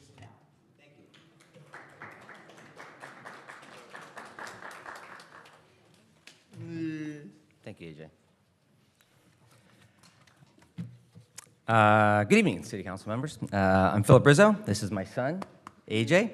Thank you, AJ. We live on Roan Lane. We've lived there since 2004, and along with a number of my neighbors that are here tonight, we hope you're all enjoying the holiday season. Ours is off to a rough start. We got a letter on December 1st that outlined that the OC Sanitation was going to declare after 63 years that they're demanding we clear all improvements off 1,200 square feet of our property line, where they're going to erect a 6-foot block wall preventing free use and access to the last 20 feet of our yards.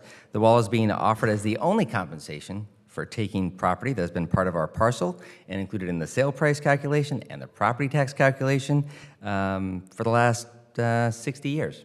Really, since the city approved the building of the subdivision in 1960. So we need your help, especially Mr. Burns as a voting board member on the steering committee. We need you to support us. So allow me a brief intro. I'm a 20-year resident of Huntington. My dad served as a missileer in the Air Force. That meant we were wherever the nukes were. We were in North Dakota, South Dakota, Nebraska. We're stationed in Nebraska. I got a GT Pro Performer bike when I was 13. If you don't know, GT was from Gary Taylor and made here in Huntington Beach, had a sticker, and I said, that's where I want to live. Didn't know where it was because there was no Google Earth, and I didn't have a map with that much detail. I knew it was in California. I'm smart enough to know that it was near the beach. So my dad got stationed at March and went to college at Long Beach State freshman year, rode my mountain bike down to Main Street, got kicked off for curfew because I was only 17.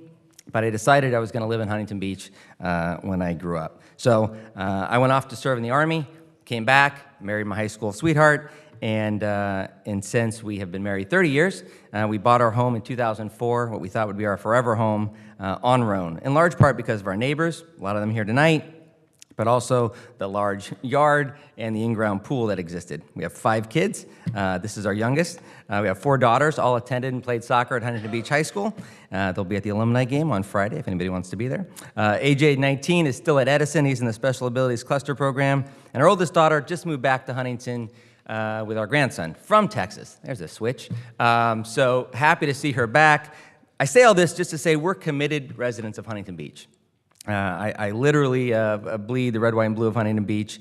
But after 20 years, last year we went through the somewhat painful process, to upgrade our home, and we went through the permit process to accommodate for AJ's wheelchair, remove our in-ground permitted pool to prevent an accident, which has always made us nervous, and we had additional work to put in electrical and plumbing for an above-ground therapy pool, and a walkway along with artificial turf to give him safe access in the yard.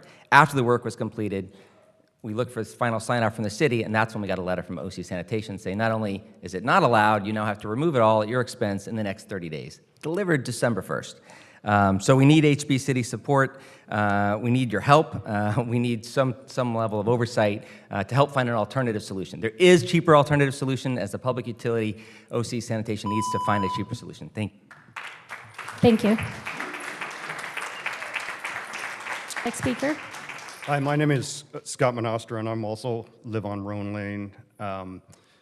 My wife and I purchased the property on Roan Lane in 1993, so we've been there a while, and we decided to put a pool in 99. So our kids have grown up, our kids love the pool, and now we have 4 grandkids. Those grandkids are 5 and under, and they're really starting to enjoy the pool. And then we also, like Philip just said, got this letter from OC San. And the letter says that they're telling us that we have unauthorized encroachments on the easement behind our house, the utility easement. So anyway, what we did is in 99, we came to the city of Huntington Beach. We had a drawing drawn up for what we wanted done. It was approved. Then what happened is the permit was given. The inspections were done. The final was stamped. So we thought everything was good. Now we get a letter saying, nope, you're on the easement. Your swimming pool's on the easement. So what they want to do, they want to come in and take one wall of our swimming pool out. Well, what good is that going to do for us? So what they're saying is they will take one wall out because 2.5 feet of our pool is on the easement. So what I'm coming to you for is, especially Mayor Pro Tem Burns, Mayor Vandermark, we're asking for help. Anyway, guidance, what can we do? Do we have any recourse for this? Because we know you're on the board for OC Sanitation. So we're asking for your help of how we can accomplish this. And I want to say something here. This is from the letter that they wrote. And this is like, it says, these unauthorized encroachments. Well, first of all, I just went through the whole process. They were authorized. They say these unauthorized encroachments, the first one they list is the swimming pool.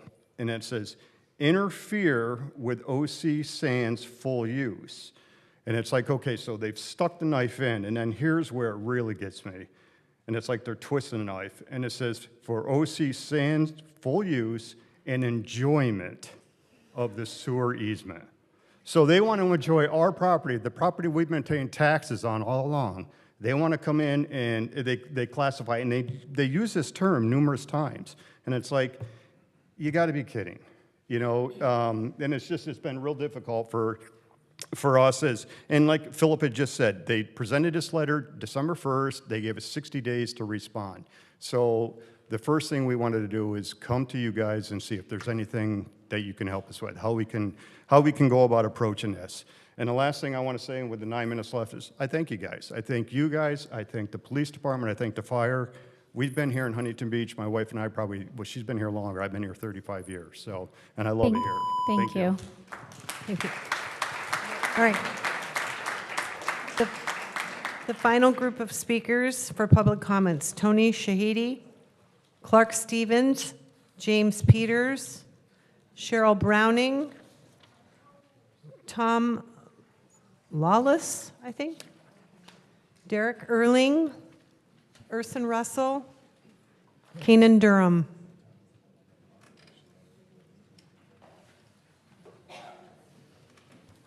Good evening, City Council members, Pro Tem mayors, neighbors, friends. My name is Tony Shahidi. I've been a resident in Huntington Beach for a number of years. I've owned a property on Roan Lane since the year 2000. And I'm here with a number of our neighbors. Essentially, we need your help. Mr. Burns, particularly your leadership, we seek.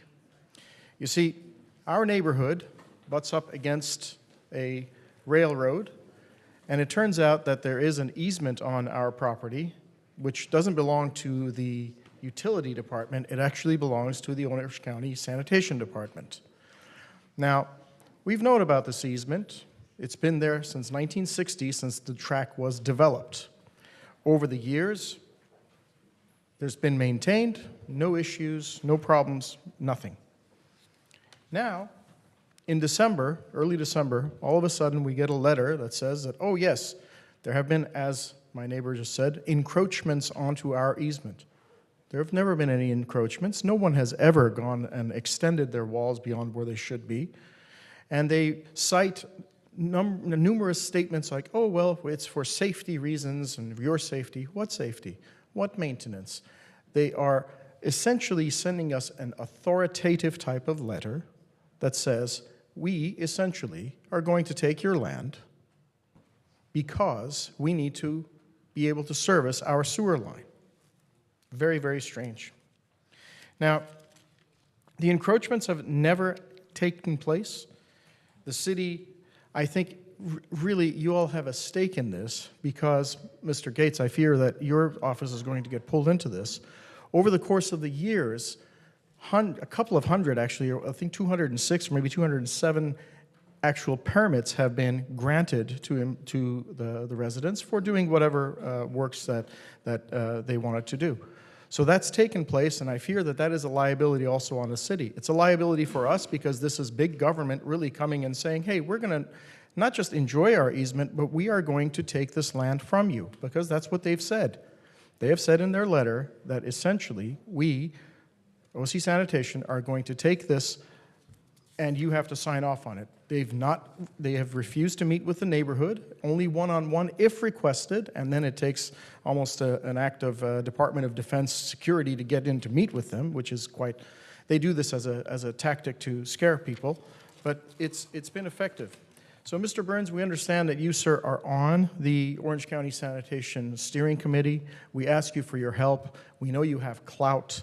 We hope that we can meet with these folks and find out what maintenance is all of a sudden coming up. Their budget shows nothing. Nothing. Nothing in the city or in the state or any kind of government ever takes place without a budget. They have no budget. Thank you. Thank you. Next speaker. Sir, if you can, Mr. Sheedy, if you can get a blue sheet from the officer and maybe we can set up a meeting. Yes, sir. Thank you. Hello, my name is Clark Stevens. This is my wife, Kathy. We also live on Roan Lane, and our property backs up to the railroad. We knew when we bought the property it had a 30-foot easement across the back, and we bought it in 1986. That's 37 years ago. We've raised a family, found employment there. We volunteered for HB Races as an amateur radio operator. We've obeyed the laws of the city and paid our taxes. This is our home.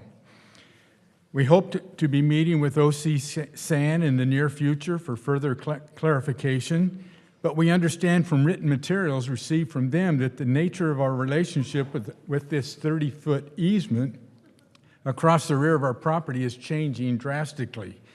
Building a wall across our property and cutting us off from the back 30 feet really means that we are not able to enjoy that part of our property at all. My wife and I have been paying property taxes on this 30 feet of property all along, and it just doesn't seem right. Needless to say, as a property owner and taxpayer for 37 years, we feel helpless and abused and in need of your help to navigate what is happening to us. We need your help in navigating this problem. Thank you. Thank you. If I may chime in real quick, all the people from Roan Lane, before you leave, if you can do a blue sheet, and we'll try to set up something with you all and have a meeting so we can update you and talk about this issue. Okay. That'd be great. Thank you. Mayor Pro Tem, I also have contact information on their speaker sheets. I've kind of set them aside for you. Okay. Thank you very much. Hello, my name is Derek Erling. I also live on Roan Lane. I'm here to talk about the Miller-Holder Lane sewer easement. I have lived with my wife for 30 years and raised my 2 boys there. We've spoken multiple times about us encroaching onto the easement. When I bought my house 30 years ago, the fence was failing at that time, the original fence that was installed with the new home.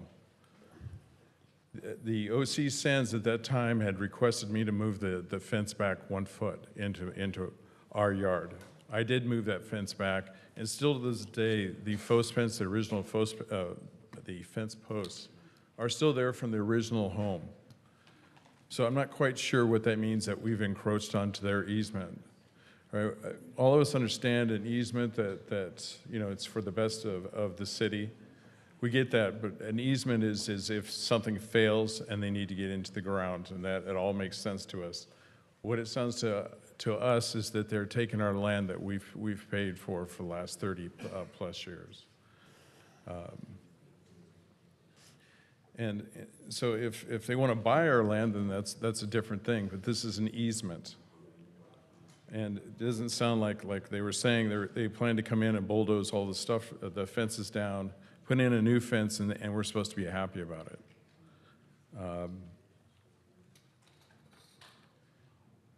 You know, and part of the whole thing is we mentioned about the train tracks that go down through there and the industrial that's behind our house. It's not exactly, you know, a perfect backyard, but because they are big backyards, I mean, that's some of the reasons we fell in love with these homes, and it's a great neighborhood. But thank you. Thank you. Next speaker.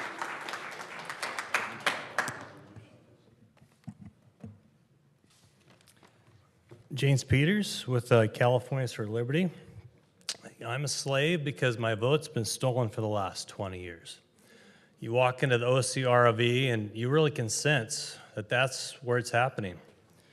And correction for the audience, we're a constitutional republic, not a democracy. It even says it on the state constitution as well. And going to election integrity, from a lot of the studies, show that actually that costs less money. So, you know, our veterans died so we could have life, liberty, and the pursuit of happiness. Yet their sacrifices have been trampled on by the leaders of Orange County, as our elections are like the movie Matrix. It's really a computer simulation. I'm here today to see if Huntington Beach can take back election integrity and be the role model for the county and honor veterans who died on the battlefield so we could be free. As Americans, we do have the right under the Second Amendment to take back our government, but we prefer to have the elections to do that.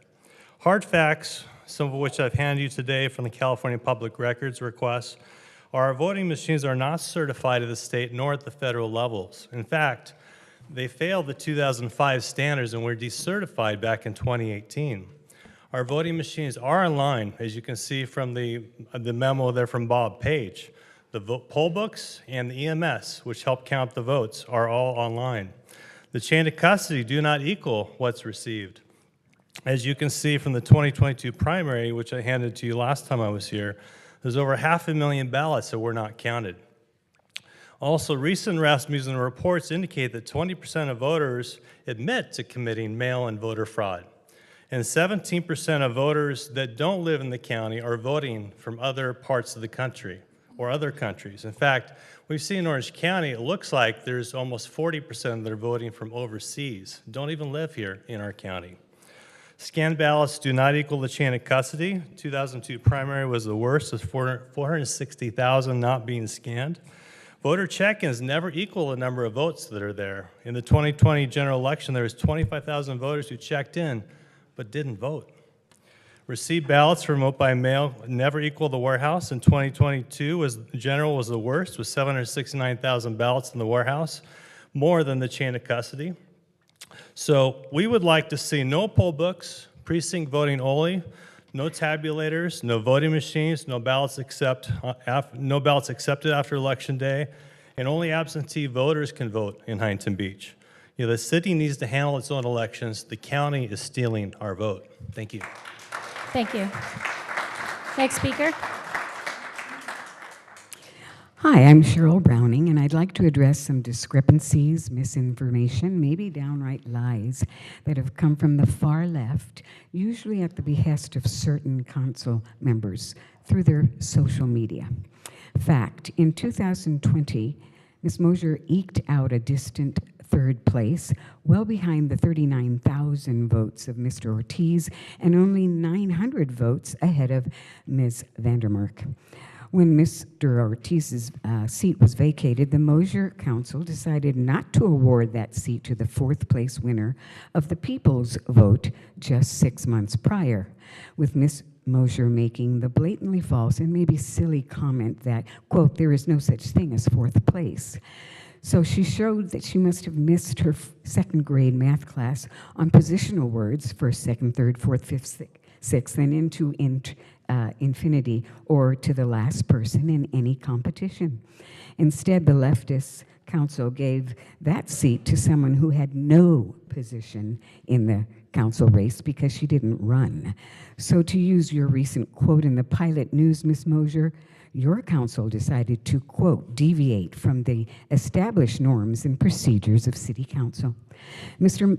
Kalmick and Ms. Mosier, you voted in someone who hailed from the East Coast, had only been in Huntington Beach a hot minute, did not do the hard work of campaigning, talking to voters, explaining her position on items important to voting citizens to win their approval.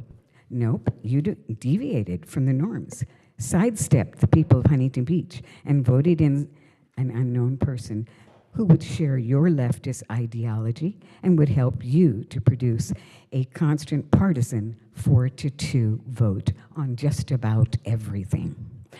You didn't even do the fairer, more normal action of filling the vacancy only for the remaining 1.5 years until the next election by the people in 2022. No, your council allowed Ms. Bolton to serve 3.5 years unelected by the public. That behavior is only normal in a fascist society, like maybe the one Ms. Mosier learned at the Marxist Institute called Emerge California. Did your campaign mention that, Ms. Mosier? Of course not. I don't believe you would have won if you would have said that. So lastly, Ms. Mosier, being censored by your peers and being denied the mayor or pro tem spot is appropriate. You have lied about Gracie being an anti-Semite, and she's actually married to a person with Jewish heritage. Let's remember this, Ms. Mosier and Mr. Kalmick. It's a quote from various religious good books. You will reap what you have sown. Thank you. Next speaker. Hi, my name is Urson Russell. How are you today? Awesome. I'm a local resident. I would like to talk to you all about the elections and about taking back your local elections. Over the past 2.5 years, I've pretty much given up most of my life to travel up and down the state and talk to citizens from Shasta to San Diego County and talk about our elections and their concerns. I've analyzed thousands and thousands of voter records myself personally, and I've knocked on hundreds and hundreds of doors. I was at the Orange County Board of Supervisors today, and the disregard that they have for a simple request from people that have gone there for over 2 years, almost every other Tuesday, to simply ask for our elections to be put on the consent calendar so that we can talk about it. The local elections are so important because it's the smallest amount of constituency that any representative of local government has. Our state senators, they have about 1 million people per each to actually have to take care of. Our state assembly, about 500,000, and Congress, almost 750,000, maybe a little bit more in some areas. So you, as being the smallest group of constituents that people have to come to answer and address their grievances, makes our local elections some of the most important actually in our country, even some would argue more than the President of the United States. I brought in a group of paper here, and I take this around and show this to people because this is representative of what elections used to be like. A simple tally sheet with paper ballots, paper poll books. They were counted at local people's houses or garages or fire departments, libraries. They'd be added up by nonpartisan teams at the end of the night and then reported accordingly, and the next day people woke up and they had new representation. It wasn't a 24-hour news cycle and a spectacle made out of our constitutionally protected rights to have our voices counted. This can't be hacked. No one in this room or in this county knows what's inside of our machines, including Bob Page, because if he opens one of them, it decertifies those machines. And it costs us, the taxpayers, to go and fix that. You guys taking back your local elections doesn't cost more if you want to really get into the informational side of our elections, their systems, and how they run, what their vulnerabilities are. I want to meet with you, and our team will give you the most unbiased, professional analysis of where we actually are in our state of California and across the nation. I thank you so much for letting me share tonight, and I hope you guys make a good decision for your local constituents. Thank you.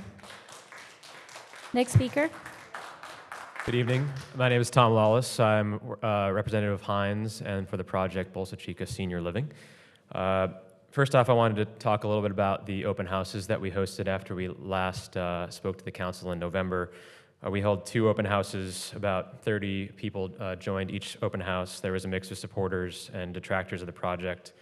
Supporters included those who were interested in living at the project or had interest in their family members living at the project. The detractors of the project were concerned about the height and the traffic primarily generated by the project.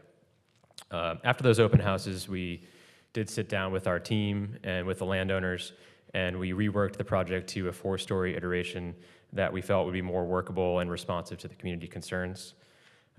As a reminder, the project, as currently contemplated, the first level is almost all amenity space, so that effectively is 3 stories of units above the first floor of amenities.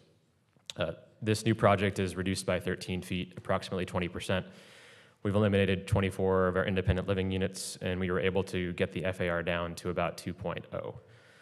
The existing zoning permits 50 feet, and we're just 2 feet above that level at 52. This allows us to have like 9.5 to 10-foot ceilings in the units for the seniors so they don't feel cramped.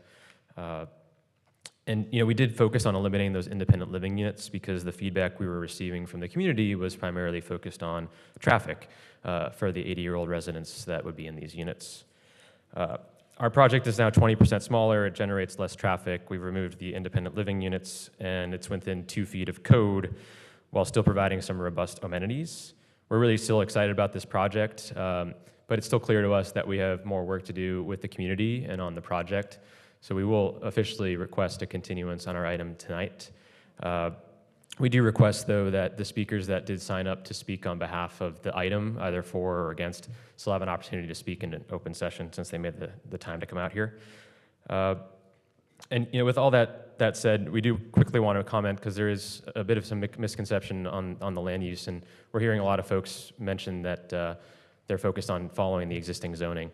And just as a reminder, the existing zoning is commercial general. The zoning permits 50 feet, and it would permit up to 180,000 square feet of office or retail. Not to say someone would necessarily build that in its full density, but it's a much more intense traffic project that the current zoning follows. So when folks like Commissioner Kennedy come up here and say, follow the existing zoning is much worse from a traffic impact and community impact than the senior living project we proposed. We'll continue to make that discussion with the community over the next couple weeks so that we can get that out there because we still feel like that's not fully understood. Appreciate your time. Thank you.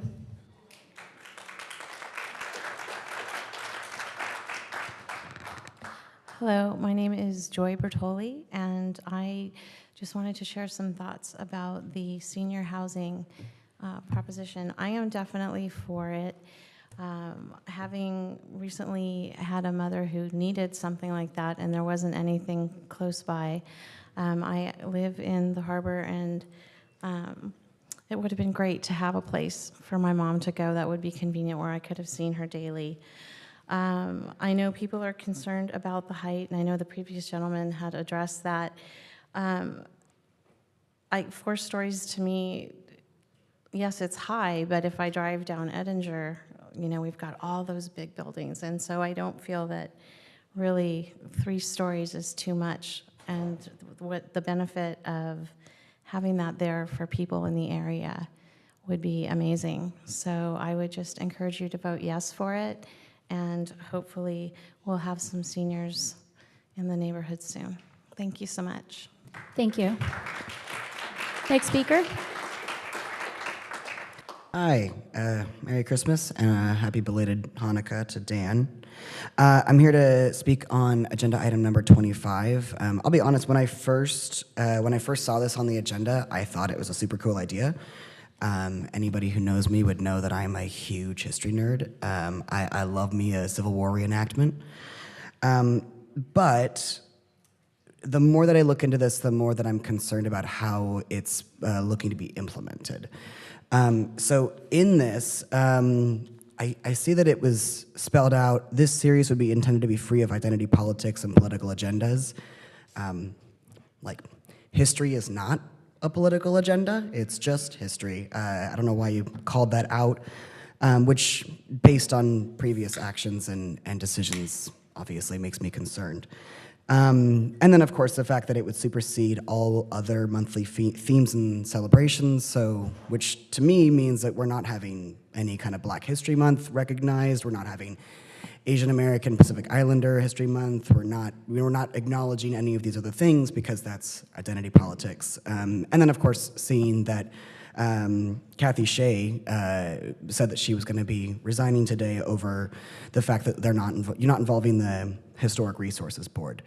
All of that to say, Gracie, that since you seem to have some room for information about history, here's some more heroes that you can consider. Albert Cashier, he was a trans man and a war hero that served on the Union side in the Civil War and was buried as a man by the insistence of his fellow soldiers. Salem Poor is an African American who was considered a Revolutionary War hero due to his strength and stability at the Battle of Bunker Hill. Thomas Begay was an indigenous World War II war hero who joined the Marines at the age of 17 and saw action at the Battle of Iwo Jima as a Navajo code talker.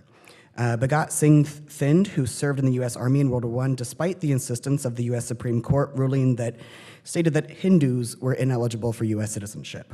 Major General John Bernard was deaf, but shown during several American wars that he was in, and Carmen Contreras Bozac, a Latina woman who served in the cryptology department of the U.S. Army in World War II and was crucial to the Allies' success.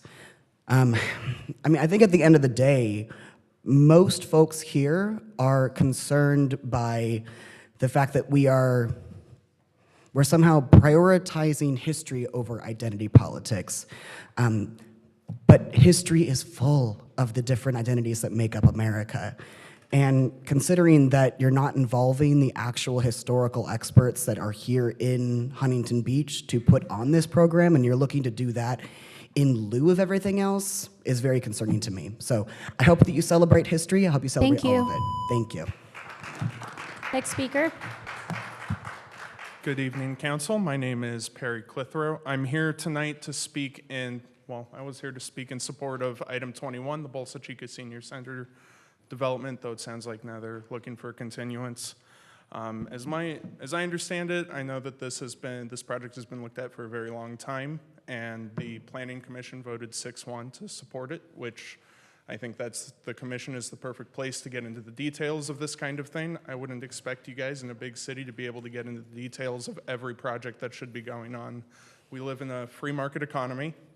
One of the few places where that is absolutely strangled by government regulation is development. These processes have 100% been the cause of the housing crisis.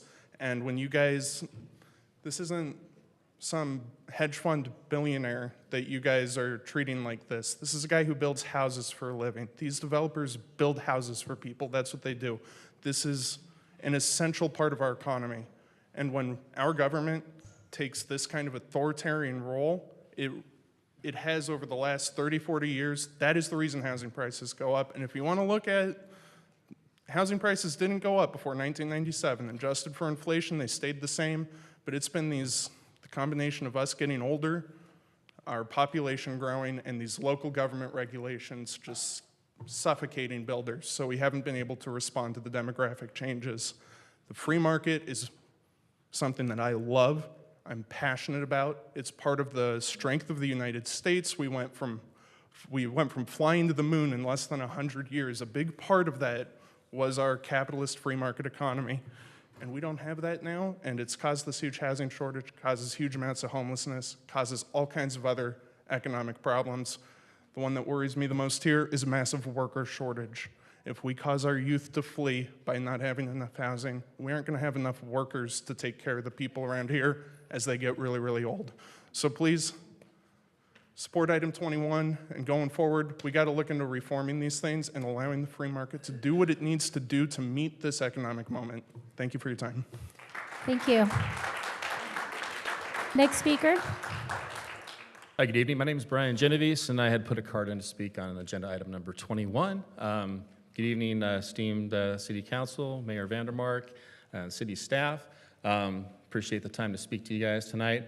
I'm here to support the Bolsa Chica Senior Living Project. I'm a realtor, and I'm also a resident of Huntington Beach. My family's lived here for going on 7 decades in Huntington Beach, so I know what it's like, I'm going to be 50-something, so I remember what it's like growing up here, and it wasn't always the same as it is today. It's really great today. It hasn't always been that way, and it took change to get this way, the way we are right now. And being in the real estate business, we see the aging population here in the city. There's about a third seniors here in Huntington Beach. And that area where the Huntington Harbor is, it's a majority seniors in that area. So there is a need for this type of project in the city. I don't see it being, a substantially high-density project like you'd see down in by Bellaterra.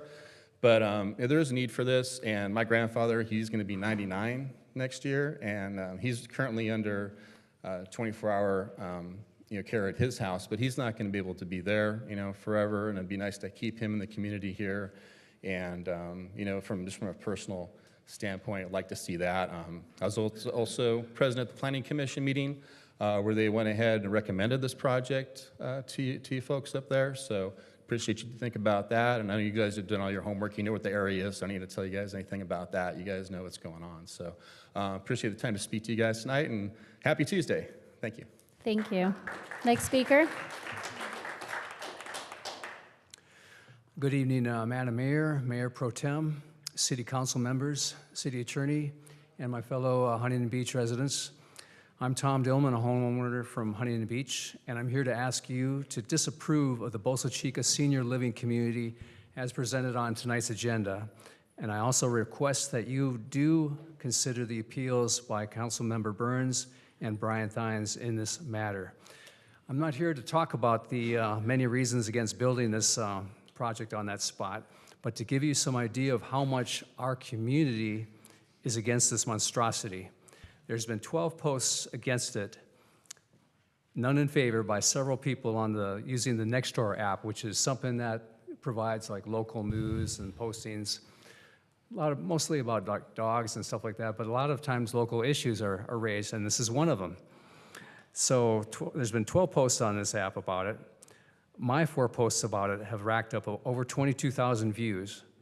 I've monitored comments from all 12 posts, and not one of them is in favor of either the 4 or 5-story versions. The majority of the comments either are okay with a 3-story project or none at all.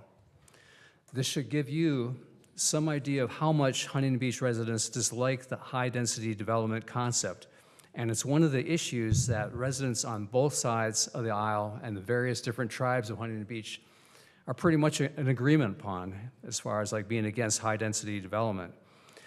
If an intersection like Bolsa Chica and Warner, which Bolsa Chica narrows down from 6 lanes to 2 at the proposed entrance, then any major intersection in Huntington Beach is liable for this HDD. Just to give you an example of a senior living community that's working quite well is Morel Gardens over on Golden West, which is 3 stories tall and is doing fine financially. I believe that there's room to do a compromise with this developer from Newport Beach. It's been done before, like with the Brightwater and Rivergate residential developments. Let's do the same here. To sum up, I ask that the City Council respect the will of the voters and vote no on this monstrosity. Thank you. Thank you. Next speaker. Good evening. My name is Lawrence Greaves. I'm a resident here in Huntington Beach. Have been for 20 years, moved here from London. I'm an entrepreneur, I'm an investor, and just want to congratulate the new mayor on your appointment. I'm a personal friend of the developer for the Senior Living Center and a resident here locally, and I just want to strongly support the building of this project. I do know the individual behind the project to be a very fair and decent person. I'm grateful that he's considering putting his money into our community, and I hope everyone listens to us clearly when we say this should move forward. Thank you. Merry Christmas. Good night. Thank you. Next speaker. Hello. lucky you, lucky all of us, I'm the last speaker, and wish you a happy holiday and continue with the agenda after I finish. My name is Ellen Riley. I have a couple of advanced degrees in political science, and what we teach in political science is, and I have taught political science on the college level, there's 3 levels of government: federal, state, and local, and the duties of a local government I do not see happening here at all in Huntington Beach. It's become... What? You might want to pull the microphone down a little bit. Can you hear me? That's better. Did you hear anything I said? Yes. You did. You heard a couple of things. Anyway, I don't see the usual duties of city government being performed at all here in Huntington Beach. They are infrastructure, public safety, budgets, housing. Those are the major issues. Now, Mr. Strickland, former Mayor Strickland, spoke about enhancing public safety by hiring officers, which I think is great. But what are officers doing?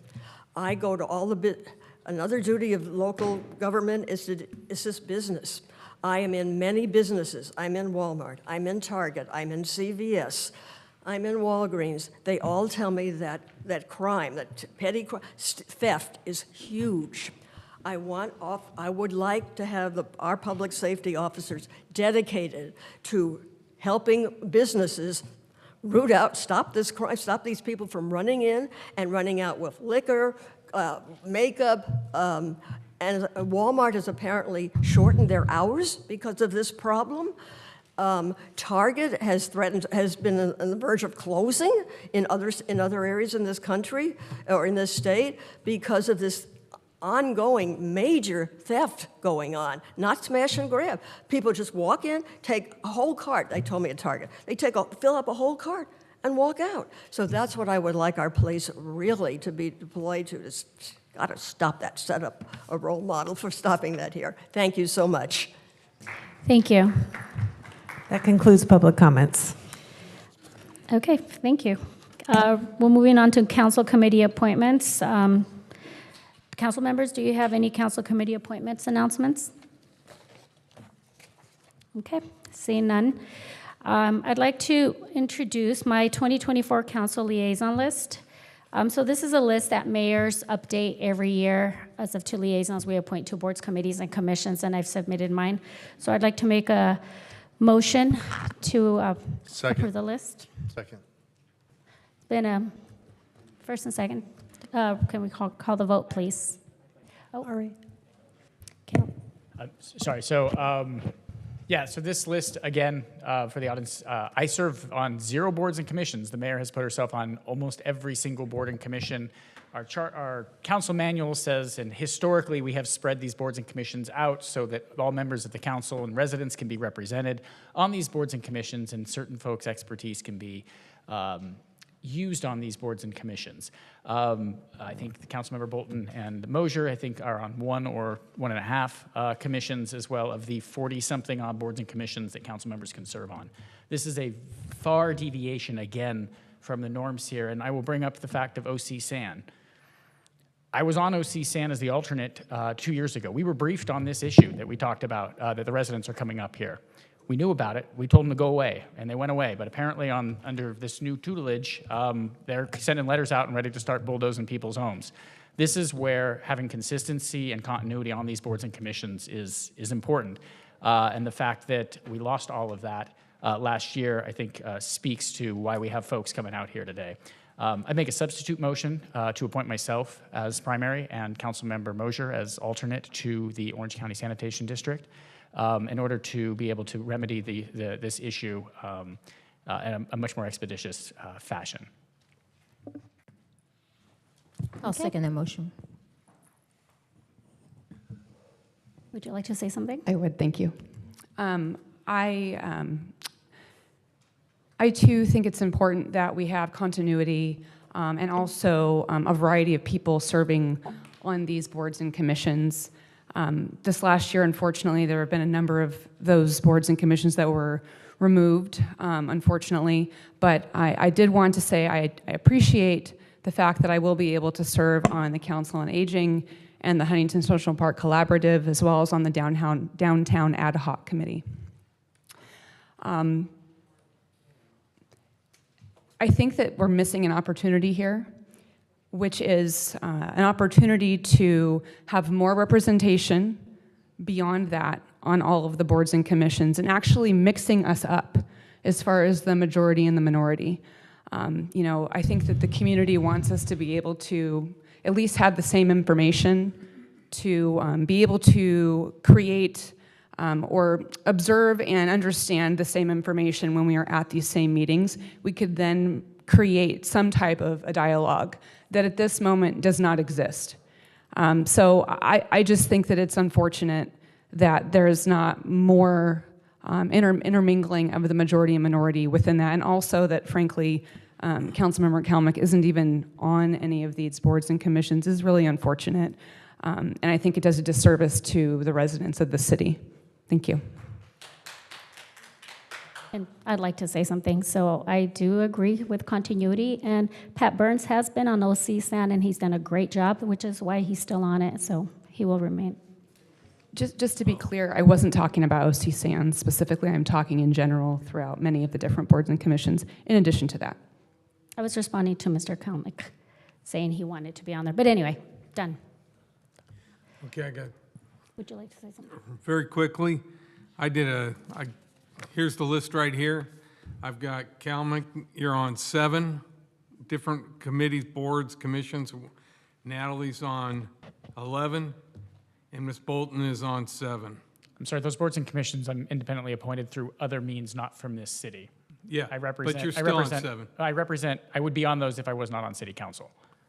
Yeah, exactly. You wouldn't be on any of these if you weren't on city council.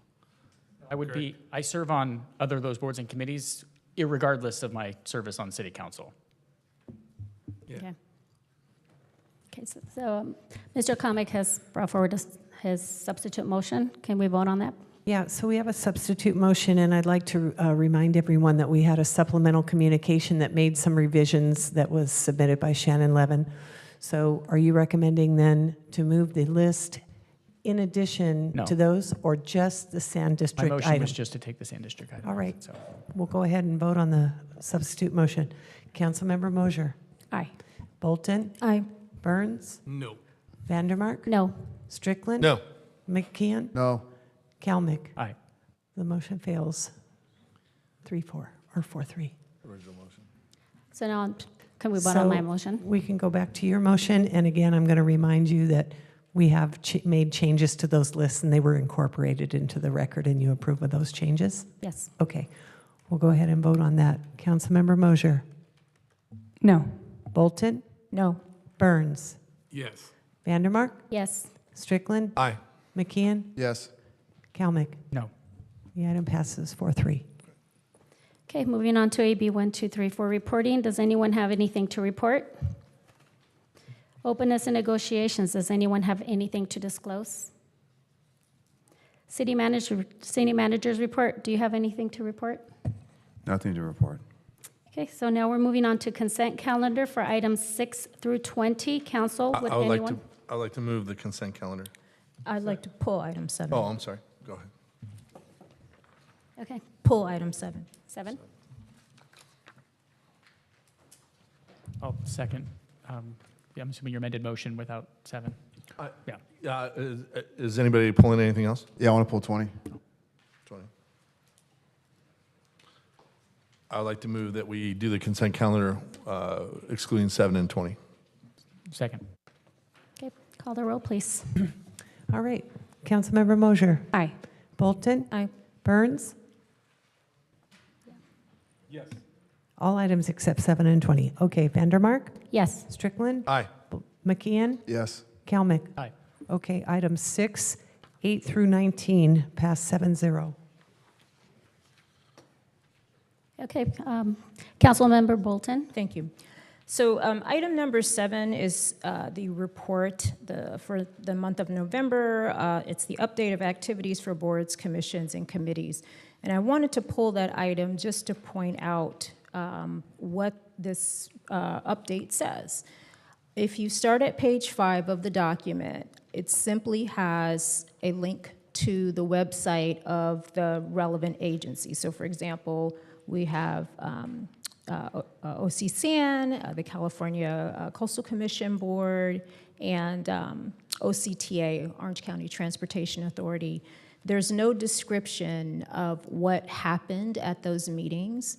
We have moved away from what we used to do, which was for the folks who represented the city on those boards, provide a report and offer whatever insight or context they feel like is necessary as part of the report.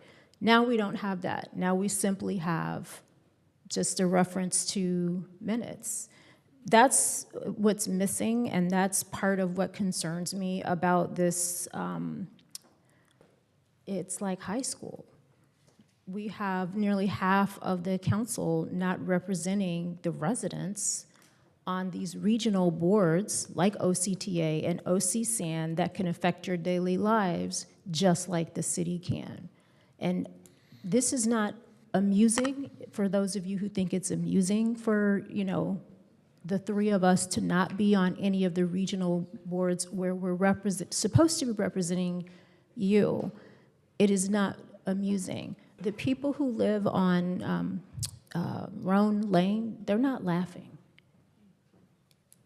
But that's what we're all here to do. And half of the council cannot cover all of that. So I'm just pulling it to direct your attention to this report. Take a look at it and see what it says. It doesn't say anything. Now I will move that we receive and file the report. Second. Mayor? I'll second that, but I do want to make some comments that some of those meetings that you're talking about are public meetings. And so if citizens wanted to go see the agenda of the OCTA, OCSAN, or any one of these meetings, they have the ability to go and do that. And so that's where I think we're different. If people wanted to see what was going on in those meetings, this is a business meeting here in the council. We're getting our agenda done quickly. And those who are interested in those many different committees and boards, they're public. And so if the public wants to see what's going on in the OCTA, those are public meetings. And so with that, I'll second the motion. I just wanted to make those comments. If I can respond for just a moment. Yes, no doubt. But what the residents are looking for from us and the value that we provide is context and insight. So yes, they can absolutely go online and look at those meetings. But if someone sees something and they're concerned about it, they shouldn't be hearing about it. Folks having to come to a council meeting to talk to us about this issue with OCSAN, that's not the way things should happen. I'm really, that's not the way things should happen. But again, just the point, my only point is that context and insight, that's what I'm talking about, not just, the minutes of what the, organization has done in a particular meeting. If I might respond through the chair, it happened exactly the way it's supposed to. Citizens came up, they got informed through the OCSAN, they got letters, they came up here, talked about their concerns. Our representative was pointed out because they knew he was our representative OCSAN. Our representative, Pat Burns, said, please fill out the cards. He's going to sit down and talk with each one of those citizens, and then he's going to take their voices back with him to the OCSAN. So it happened exactly the way it's supposed to happen. That decision had already been made. Okay, so it's been moved and seconded. Can we go ahead and call the vote? Yes. Councilmember Mosier. Aye. Bolton. Aye. Burns. Aye. Vandermark. Yes. Strickland. Aye. McKeon. Yes. Kalmick. Aye. The item passes 7-0. Okay. Next item pulled was 20 by Councilmember McKeon. Yeah, I just had questions. Is it to you, Chow? I guess, or Travis? Yeah, and I will help too. No, I know we voted earlier this year not to subsidize the circuit program past the end of this year, and it looks like we're not. So just but a couple questions. I think it was like what, 300,000 a year. Now it's gone up to, $1.5 million over 2 years. I'm assuming because the area's expanded. Is that why they increased cost? The area is expanded as well as the service level is increasing. Okay. And then on the funding sources with the OCTA and then the state funds, those aren't final yet. So what happens if those funds don't go through? I've been told it might be like a loan from us, or how does that work? So OCTA funds, we have a notice to proceed. So that grant we can start on. Okay. So we will start that. And the other grants, we're working on obtaining those funding. So we'll start spending with OCTA grant funds. And we also have the parking and lieu fees Okay. that the city will be using, and we will minimize how much we're using of that to maximize those 3 grant funds. But I guess like what happens if, worst case, the OCTA and the state funds end up not coming through? So within the contract, we work with our city attorney's office to, we can reduce the contract amount Okay. based on the grant funds. Perfect. Thank you. And for clarification, we're already been acknowledged that we're getting state funds coming in. It's just about timing. Yes. Correct? Yes. Same thing with the OCTA, correct? Yes. And so now we're able to use some of those funds for matching funds to get more funds for this program to benefit our citizens, correct? Some of those grants we'll be using as matching funds. Correct. Yes. Okay, thank you. With that, I would like to move the item. Second. Before we call the roll, I'd like to. Councilmember Kalmick? Thank you. Thank you, staff, for working hard on this. I know that there was a lot of spinning plates to put together the funding stack, and the fact that we'll be able to expand service, expand cars, take service finally up to City Hall, which is something we always scratched our head about, but now we've got potentially a park and ride situation up here, which is wonderful. And I think this is every time I see one that, driving around, there's somebody in it, dropping people off, taking people places, and being able to use the OCTA funding to expand this has been fantastic. So thank you for all your work and the City Attorney's Office on putting together the contract for this. That's gives us a little bit of wiggle room as the financing comes in, and I really appreciate the kind of the thoughtfulness in which we figured out the funding mechanism. And I thank State Senator Min for being able to come through the last minute with $350,000 for this, and then earlier on for the $1.1 million that we approved on consent calendar for the homeless shelter. I think that having earmarks is really helpful, especially to help subsidize some of the programs that we really need in our city. So thank you. Thank you, Council Member. I'd be remiss to not recognize Chow Vu, our Public Works Director, and her staff who did the RFP and really did the heavy lifting on this. So I just would like to point that out to the council. Travis, have they been talking to the hotels about working with them to bring, Yes, and even our interim city manager and myself have been reaching out to them, and even other council members about the service. Perfect. Okay, we'll go ahead and vote, and I'd just like to remind everyone, this item was amended by supplemental communication. Councilmember Mosier? Aye. Bolton? Aye. Burns? Aye. Vandermark? Yes. Strickland? Aye. McKeon? Yes. Kalmick? Aye. Item passes 7-0. Okay, the next item is a public hearing to consider the Bolsa Chica Senior Living Community Project. Before we begin, does any council member have any ex parte communications to disclose on this item? I do too. I do. Yes, so I've met with the applicant and also met with the appellant, Mr. Thenis. Thank you. Likewise. Same. Same. I met with Ms. Denis. I met with the applicant and the appellant as well. I met with Mr. Thenis. Okay. So now we're going to go ahead and consider the Bolsa Chica Senior Living Community Project, adoption resolution number 2023-51. Staff, could you please introduce your report? Good evening, Honorable Mayor and City Council members. My name is Hayden Beckman with the Community Development Department. To begin this item, and in light of comments from the applicant that were provided during the public comment period, there is a request for your consideration for a continuance on this item. There is a scheduled public hearing, but in lieu of that request, effectively it would be at the discretion of this council whether to open that public hearing and allow for comments. We do have, I believe, several speakers signed up to speak, and so with that, we're in a position as staff to turn it over to the council to provide some direction. I'd make So- a motion to let the people signed up to speak. I'll second. Hear public comments. Can we go ahead and hear public comments, or would we have to go through the whole? So are you Hearing. going to entertain the item and open up the public hearing? Because this is a very, very formal, serious process where the record has to be clean.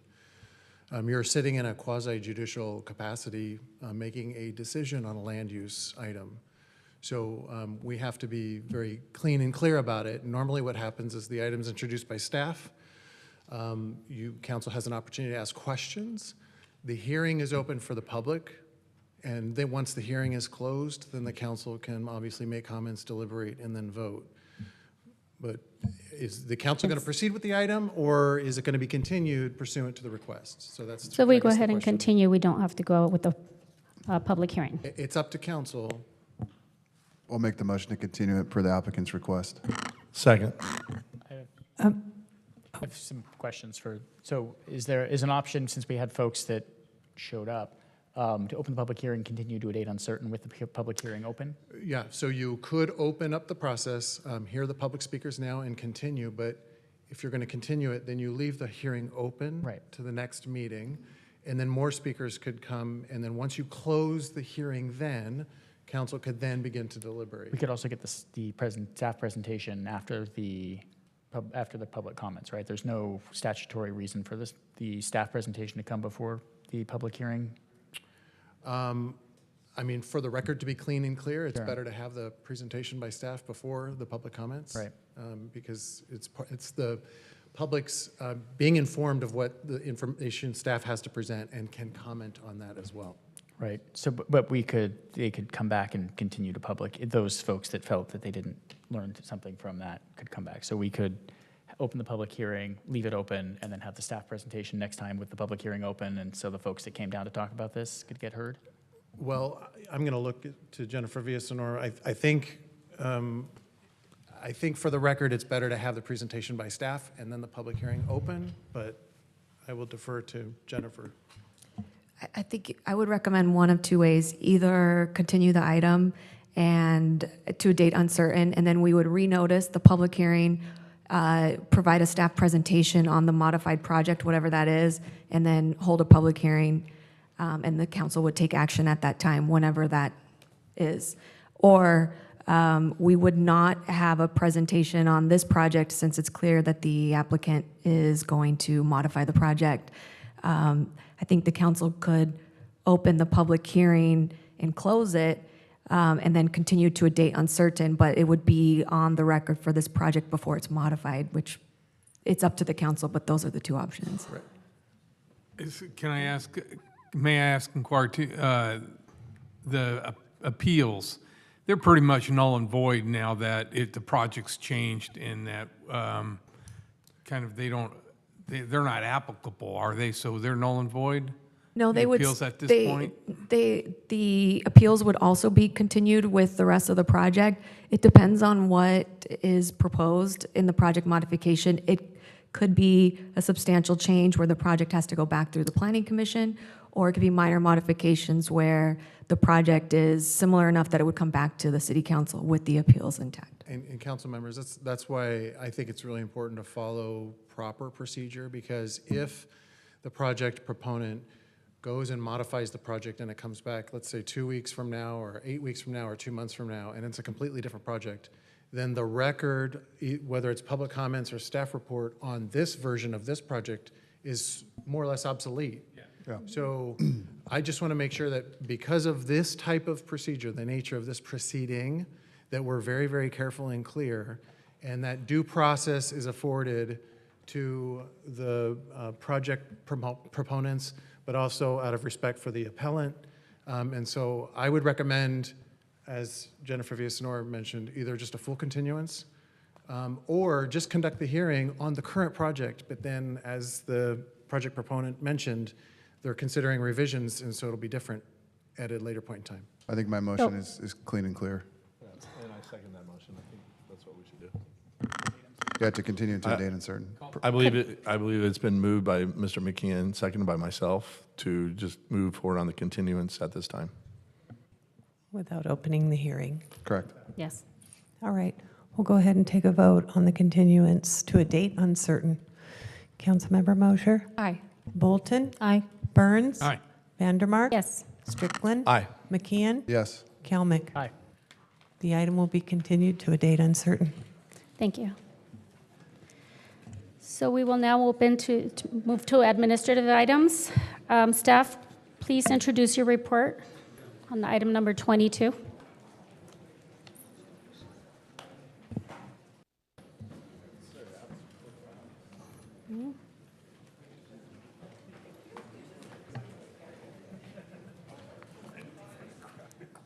All right, thank you, Mayor and City Council. The item before, the next two items before you tonight are introductions of a memorandum of understandings with Huntington Beach Fire Association and the Fire Management Association. The first one I will go through is with HBFA, Huntington Beach Fire Association.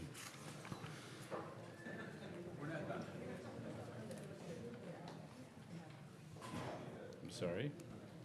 We can wait until it's a little quieter.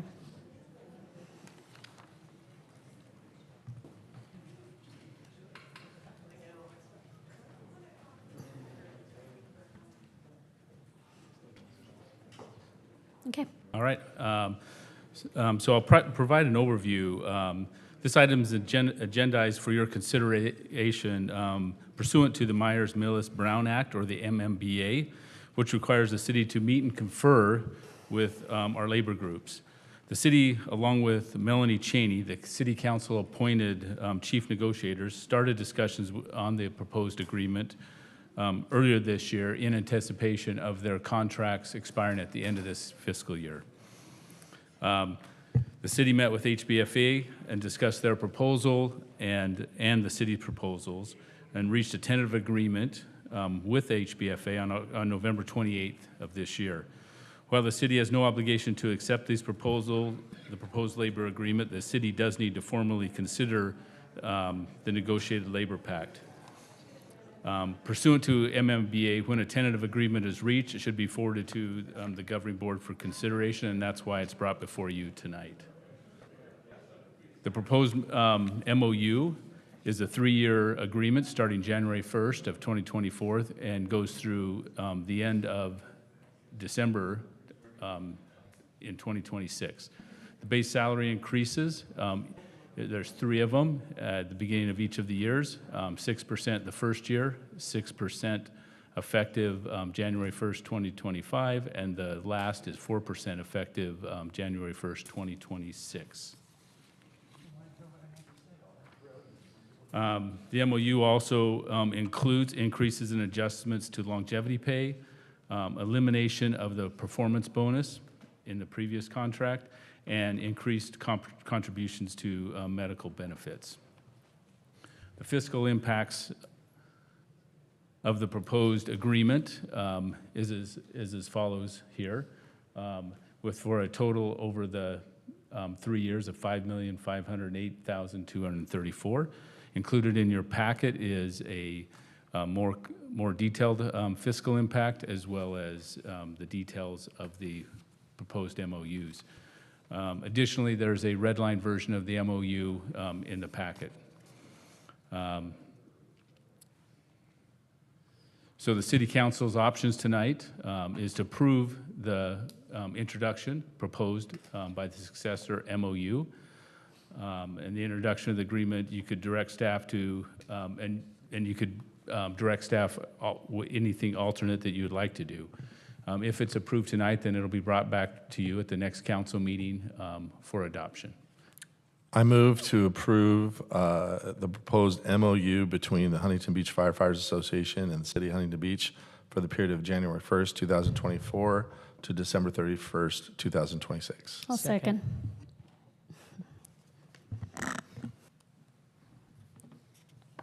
All right, let's take a vote. Councilmember Mosher? Aye. Bolton? Aye. Burns? Aye. Vandermark? Yes. Strickland? Aye. McKeon? Yes. Kalmick? Aye. Item passes 7-0. Okay, now we're moving on to item number 23, the introduction of the proposed MOU between the Huntington Beach Fire Management and the City of Huntington Beach from January 1st, 2024 to December 31st, 2026. Thank you, Mayor. This item is going to be very similar to the last item, but is for the Fire Management Association. And again, pursuant to the MMVA, this requires the city to meet and confer in good faith with our labor groups. Staff, along with our appointed chief negotiator, Melanie Cheney, started in September of this year in anticipation of the sunset of the contract at the end of this year. The city and FMA has reached a tentative agreement on November 28th, and therefore this has been brought forward to the City Council for consideration. As noted, the city has no obligation to accept the proposed labor agreement, but does need to formally consider the agreement. I move to approve the proposed MOU understanding between the Huntington Beach Fire Management Association and the City of Huntington Beach for the period of January 1st, 2024 to December 31st, 2026. Second. All right. Take the vote. Let's take a vote. Councilmember Mosher? Aye. Bolton? Aye. Burns? Aye. Vandermark? Yes. Strickland? Aye. McKeon? Yes. Kalmick? Aye. Passes 7-0. Thank you. Now moving on to ordinances for introduction, item 24. This is to approve the introduction of ordinance number 4303 and authorize requested changes to the Huntington Beach Municipal Code Chapter 10.44.062 relating to parking and time limits. Staff, please introduce your report. Captain Garcia will get that. This is a authorization to request a change that will allow the chief of police approval for any applicant who could demonstrate by way of a written statement from a licensed doctor that their condition is permanent stationary, a permanent permit exception to park on the city streets, and also allow the chief of police the authority to revoke such permit. Okay, I'll move the item. I'll second it. please call the roll. All right. Councilmember Mosher? Aye. Bolton? Aye. Burns? Aye. Vandermark? Yes. Strickland? Aye. McKeon? Yes. Kalmick? Aye. I'd like to read for the record the title of ordinance number 4303, an ordinance of the City Council of the City of Huntington Beach amending Chapter 10.44 of the Huntington Beach Municipal Code relating to parking time limits. Thank you.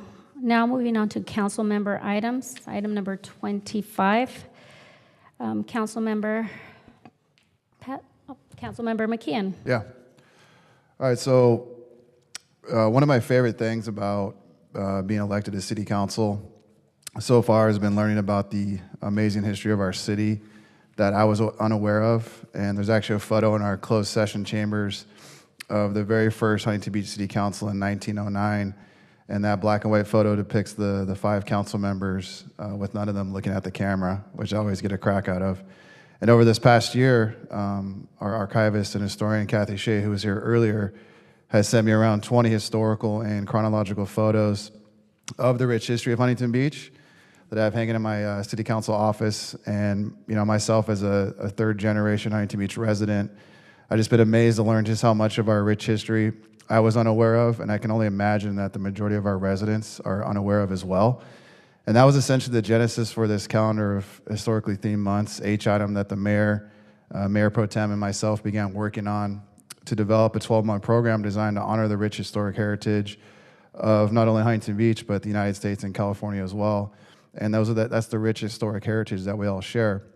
And currently the city departments, they sometimes initiate and implement monthly celebrations, and the city will at times send out social media posts with resources and links and videos. They'll set up displays with guest speakers at libraries and other city facilities and our community events. But the issue is that these monthly celebrations they're fragmented, they're inconsistent, and relatively unorganized between the departments.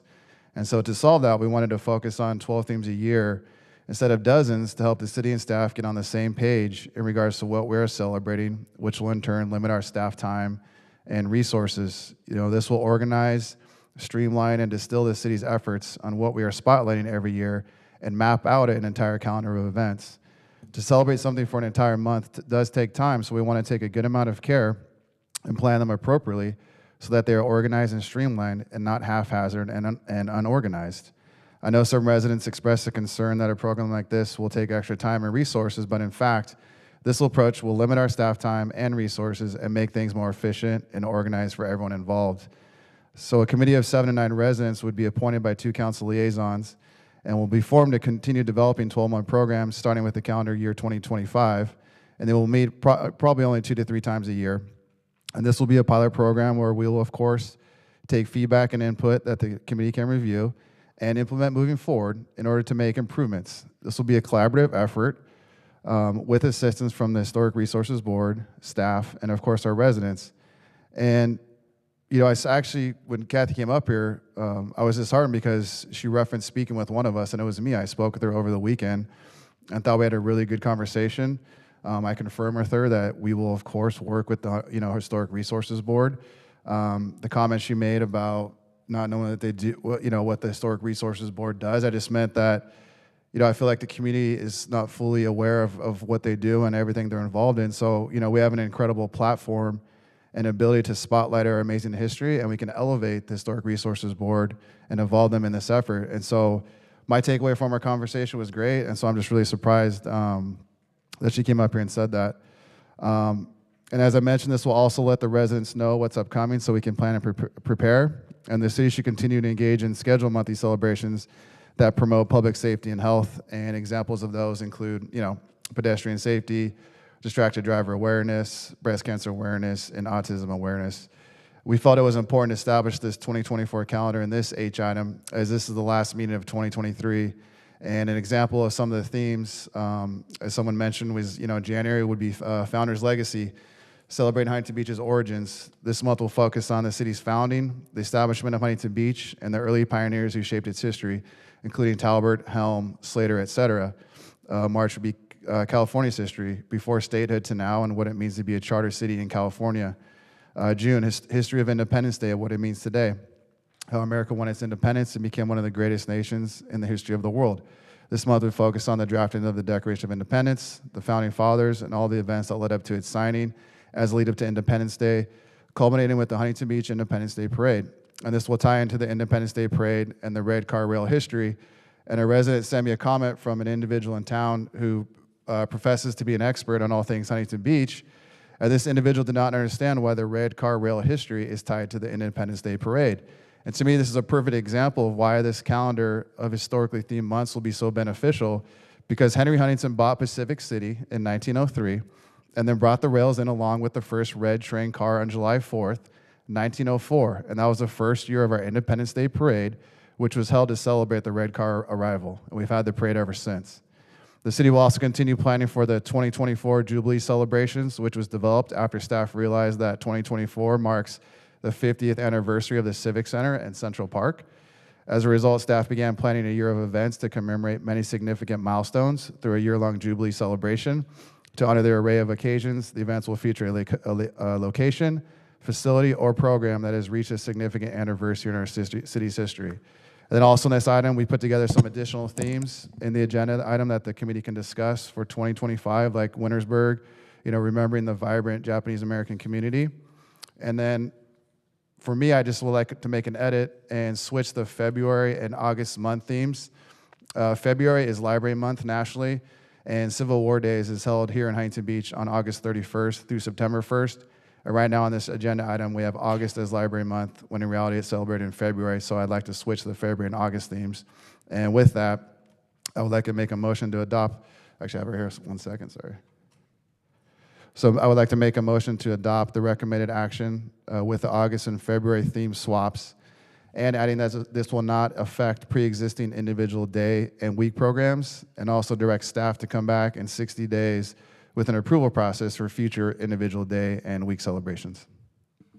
I'll second as amended. I'd actually like to make a substitute motion. I really like this program, and thank you for taking the time to talk to all of us about it. But I would like to include the Holocaust as part of this program. Okay. which is in January. So I'll second the substitute motion. Along with my edits, though, yeah? along Okay. with Councilmember McKeon's edits. I was just going to say, would you agree to a friendly amendment That's fine. so that it would just be one motion? That's fine. Okay. So with the switch between August and February, and then the Holocaust remembrance. Right. All right. So And then we also, you had the last part of it too, right? This will not affect pre-existing individual day and week programs and direct Yeah. staff? Okay, Yes. got it. Okay. So the motion on the floor by McKeon and Burns. Let's go ahead and take a vote. No, I have lots of questions and. Oh, okay. Sorry. So we're going to give staff 6 business days to come up with a Holocaust remembrance celebration, Founders Legacy, because that starts, there's 6 business days left before January 2nd, I guess. Who's going to create all this content for January? Like, that's the biggest question I saw, is like, who's your audience? What's the output from this? And who's going to do all this work? Because I don't see us paying any consultants to generate content. And I want to have, if we're going to put out content, I want high-level, top-notch content. Sure.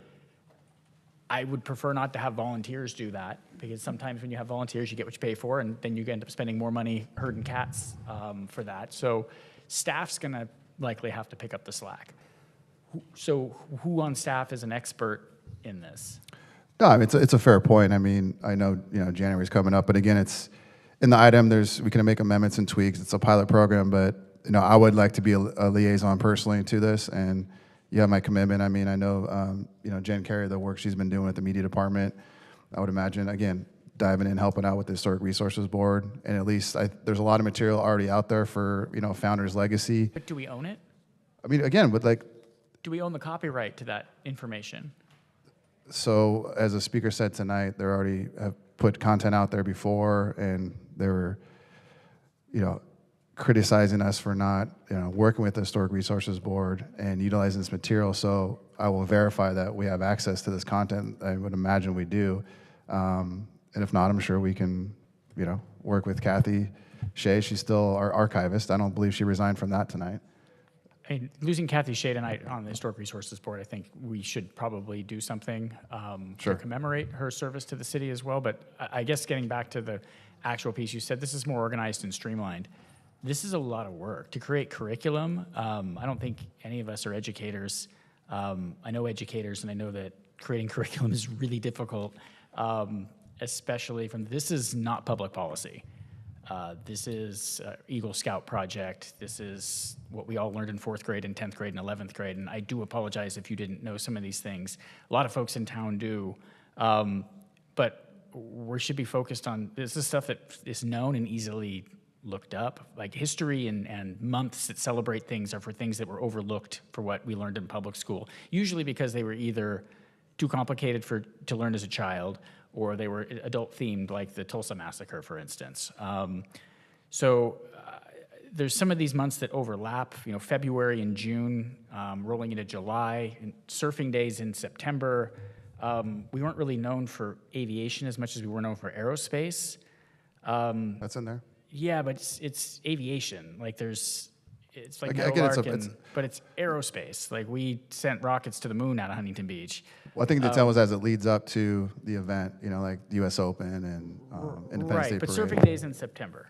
Sure, but in here it says that the U.S. Open is surfing, right? So that was more the intent. Like, Right. it doesn't have to be exactly precise. And to counter what you said before is like, if it's easily attainable information, then it should be easily attainable for us to accumulate it and then celebrate a month, right? Generate it. Like if we're going to do a social media post, find that this is well below what this board should be. This is the first council meeting of this new council makeup, of the new reorganization, and this is what we came out of. We have deficits we're going to need to address. We have a homeless issue that we still need to address.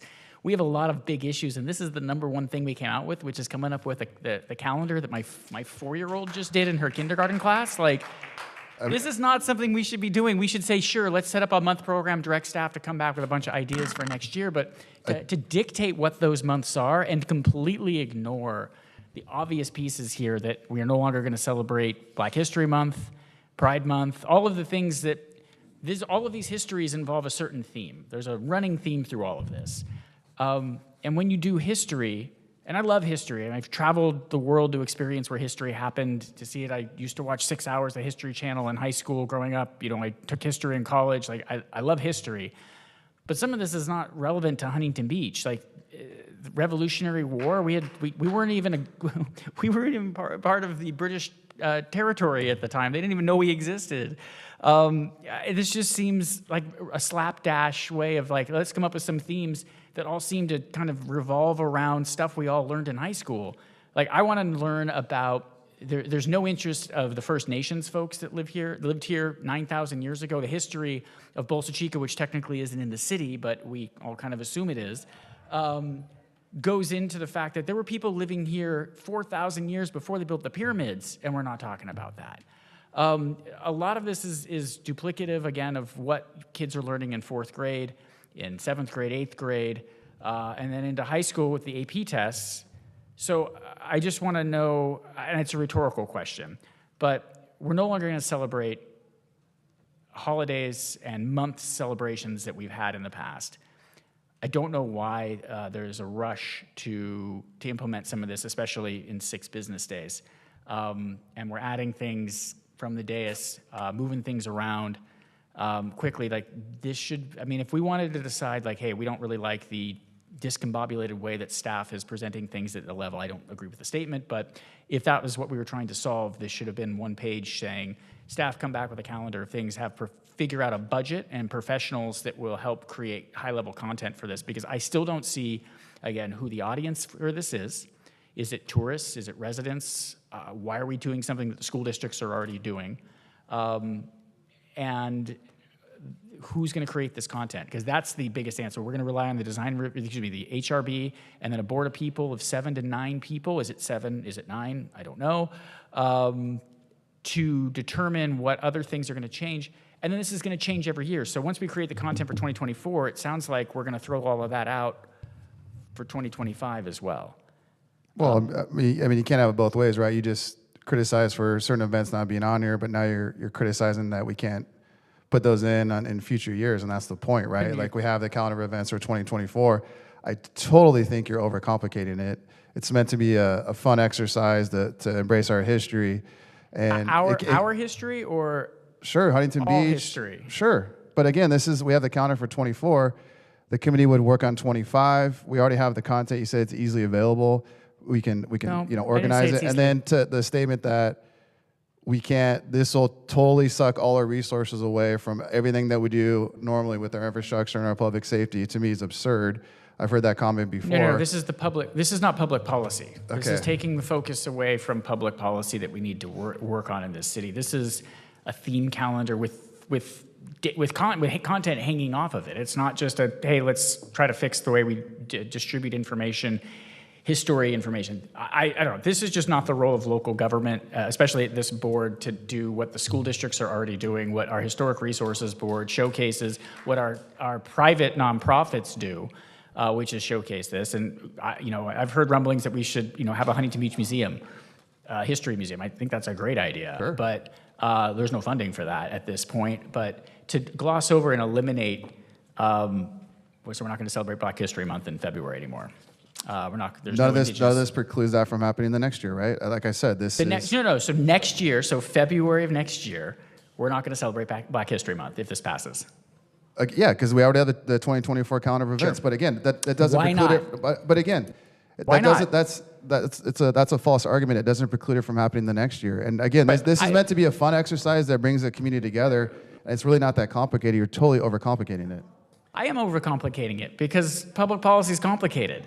And you can't simply overlook Black History Month, Women's History Month, all of these things that are celebrated at the federal level, and not recognize and basically stop. And the explicit comment in here stating that this will supersede all monthly themes and celebrations. We already have all the content generated for that. Like, it's a thing that's already there. Why repeal and eliminate that and not add? If we're trying to educate folks on what happened, we're trying to honor our history. Why eliminate that? I don't think it's supposed to be that complicated. It's going to be something the library can present a group of books or whatever other material they can come up out of their library, put it at the front end of it, and maybe promote stuff like the Constitution. Yeah, that affects us. Believe it or not, that affects us directly in every way of our lives in the United States of America. And I don't believe enough people have read that thing. And it only takes about 15, 20 minutes to read that thing most of the time. Sure, which, I mean, I would argue that not you may enough want people do it. Sure, and but not enough people know really the history of it. But you want to teach the Bill of Rights. It doesn't take us that much time to put it on Channel 3. Does it? And just a Are you quick gonna do it? introduction. I will do. If somebody asks me, if the committee or somebody asks me to do a quick little 3 thing, how I feel about the Constitution, what it means to me, oh, you're darn right I'll do it. I'll do it in a heartbeat, and I would hope anybody in this room would. Sure, but you talk about it may being the Bill of... to our community. But you talk and about our may state. being the Bill of Rights and being the first 10 amendments, and then you talk about guaranteed civil rights and liberties to the individual, which were independent, which were not part of the Bill of Rights, right? Those were implemented in the 14th, 15th, and 13th, 14th, and 15th Amendments. Yeah, it's called history. Correct. And that's what we're going to try to review, and how we got to where we are today. But even in where your Huntington item Beach is- stands and what everything affects us, that read the art thing,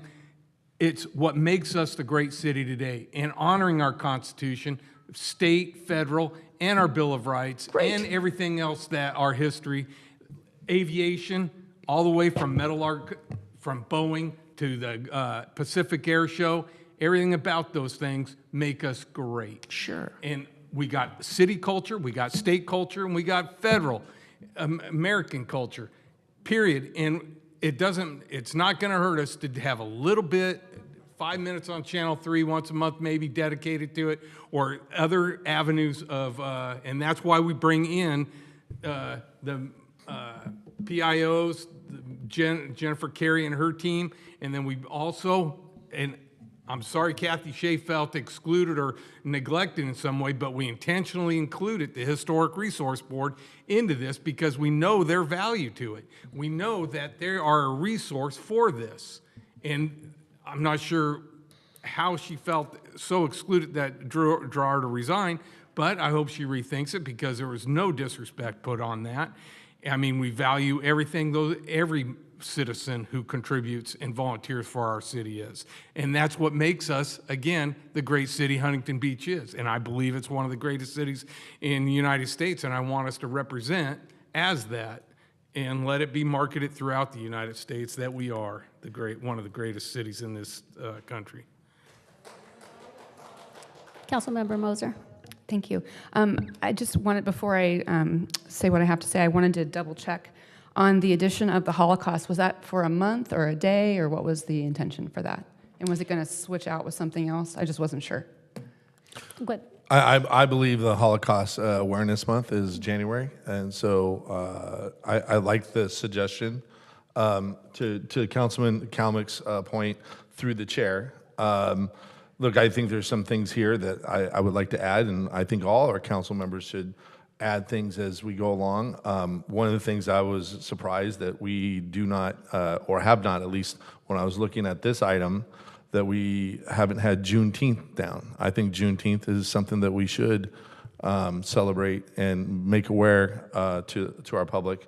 You know, it was said before, Black History Month. There's things that I think we need to add to this list, and I'm hoping to be a part of that group that actually makes these suggestions. But what I would like to say, and I do take exception, you know, when someone says an item comes up or a H item and says, well, you know, we haven't done, you know, we're supposed to do, you know, the people's work. Well, you know, we are doing the people's work. To say to the public that we haven't been doing the people's work is disingenuous, and you know it. The fact of the matter is last year, we did a POA contract that I'm extremely proud of. We just now passed a fire management and the Firefighters Association. We've now, in every measurement through everybody here, reduced homelessness and say we're not attacking homelessness is being disingenuous.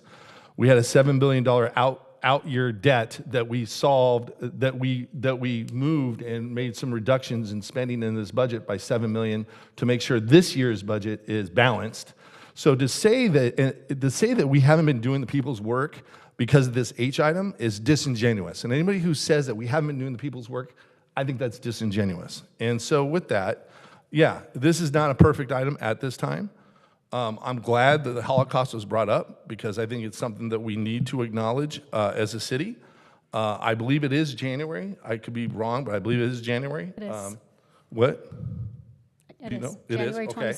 27th. January 27th. And there's other things that I would like to see added. This is not perfect. It's an H item that's coming forward. And we need more work to do. But at the time, I think the intent is honorable in terms of the intent.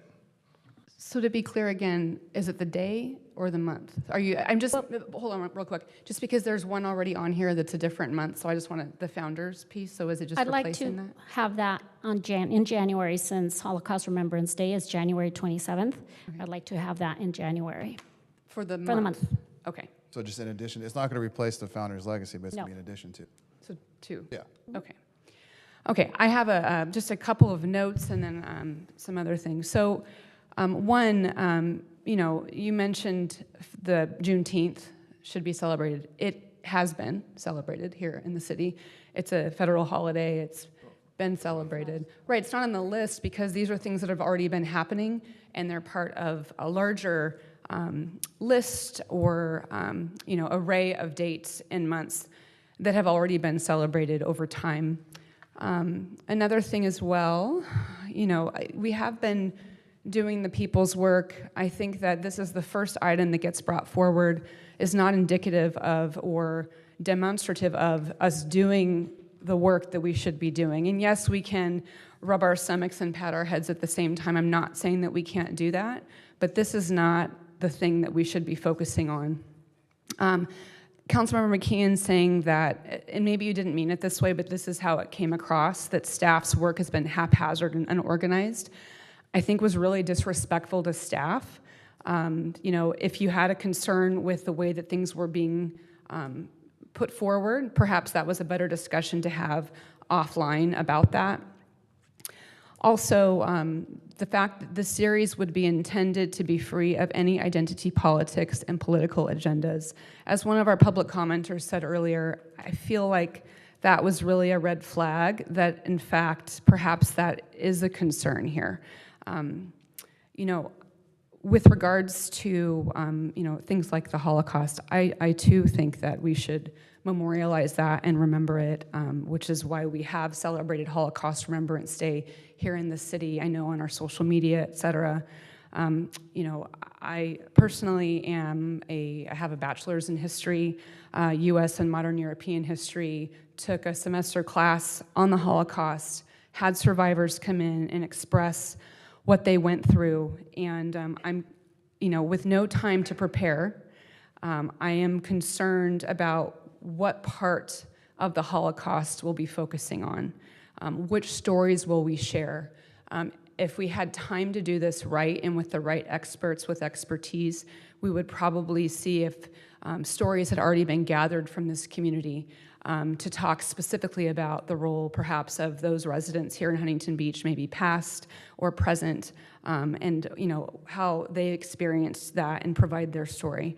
But the reality with this is history, as you said, I think Councilmember McKeon, you said that we're making this too complicated. And the thing is history is really complicated.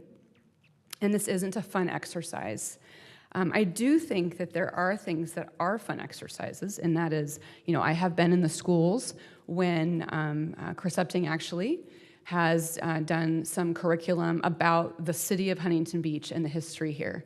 And I think that it's so interesting, and I see some value in further exploring that, although that's already happening on our YouTube channel, but perhaps in expanding things like that, that makes sense. But I don't know why we can't do that and also continue doing the good work that we've already been doing. So I think that this proposal, while perhaps rooted in good intention, raises fundamental questions about the role of our council and the priorities of our city. On this effort, again, as I mentioned, I bring not only my perspective as a council member, but also my background with the bachelor's in history. As a council, our primary responsibility is to serve the immediate and tangible needs of our community, and that includes managing our city's budget, maintaining and improving infrastructure, ensuring public safety, and fostering economic growth. The proposed program to honor our city's history, though culturally significant, falls outside of the scope of these critical functions. While acknowledging the cultural significance of our history as a historian, I recognize that such an endeavor, though potentially valuable, may not align with these primary responsibilities. Moreover, presenting a comprehensive historical narrative is a complex task. It involves not only celebrating our triumphs, but also acknowledging and confronting our darker chapters. My academic background in history has taught me the importance of a balanced representation, and I caution against the risks of oversimplification or inadvertent sanitizing of our past as well. I have some concerns, some that were already mentioned, but I don't think that maybe it was clarified now. I wanted to see with this item not only what we're gaining, which are these themes that have been proposed, but also what are we going to lose or have taken away. And I think the first one was I wanted to clarify, if there was an ability to continue to celebrate National Heritage Months. If you and/or this group want to move forward with these items, I don't see why, just as you've mentioned, adding on the Holocaust for January, why we could not continue to provide the information to the community on all of these different groups and these different months that are already there, and with which we already have content that has been created in the past. I don't know why it can't be a this and. Another thing, when I look at this, and I know that you've offered for future, you could change the themes to different ones, but I'm curious about, when do you start, right? So we have the Revolution, we have the Civil War, we have, I think, the founding of California as well. But we didn't talk about, the indigenous people that lived here, as Councilmember Kelmick mentioned. A way to provide that honoring of history is perhaps to put forward a land acknowledgement, to recognize, respect, and affirm the ongoing relationship that those people have with this land. I think that would be a way to include more people's stories and the history within our community. I think that's something perhaps we should do in general. But back to, and I understand what Councilmember Strickland was saying with regards to, we can do a lot of work and we can do this. But the reality is we have looming budget deficits, pressing infrastructure needs, and I don't think this is the most prudent use of our time and resources. Is this the role that our constituents expect us to play? And to say that Jennifer Carey, as our PIO, well, she can just, dive into this. And I know she has a team as well, but, every time that we add on to staff, and this in particular, this is adding on. So we talked about before with our strategic plan of having to remove something. Like, this is adding on to their work, adding another committee as well. When I think it was made very clear, we have our Historic Resources Board. It's unfortunate, it's so unfortunate that Ms. Shea resigned from that tonight, because she provides so much expertise to our city, to our community, to that board. And really, if you were to do this, it would make the most sense to just house this in that space and have those liaisons work from there. I don't know why you would need to add an additional board with additional people, because that does, as has been mentioned in the past, create more burden on staff. And in this case, this already exists, and the liaisons already exist. And those human resources are professional staff and those with expertise. They should be the one trusted to plan and implement the programs based on that expertise with input from council. I have no problem with council saying, hey, maybe we want to do some more. But we have to rely on those that have the expertise. And while acknowledging the importance of our city's history, I believe that our role as council members is to prioritize initiatives that have a direct and positive impact on our community's present and future. And we need to refocus our efforts on the urgent and pressing needs of Huntington Beach, ensuring that our decisions and actions best serve the best interests of all of our residents. And while I deeply value our city's history, I love history, I want us to know more about our history, our immediate role as council members is to prioritize those needs of the community that directly impact them. So let's channel our efforts and our resources to do that, refocusing on the urgent and pressing needs and drawing upon the lessons from our history. This is too complicated and takes too many resources.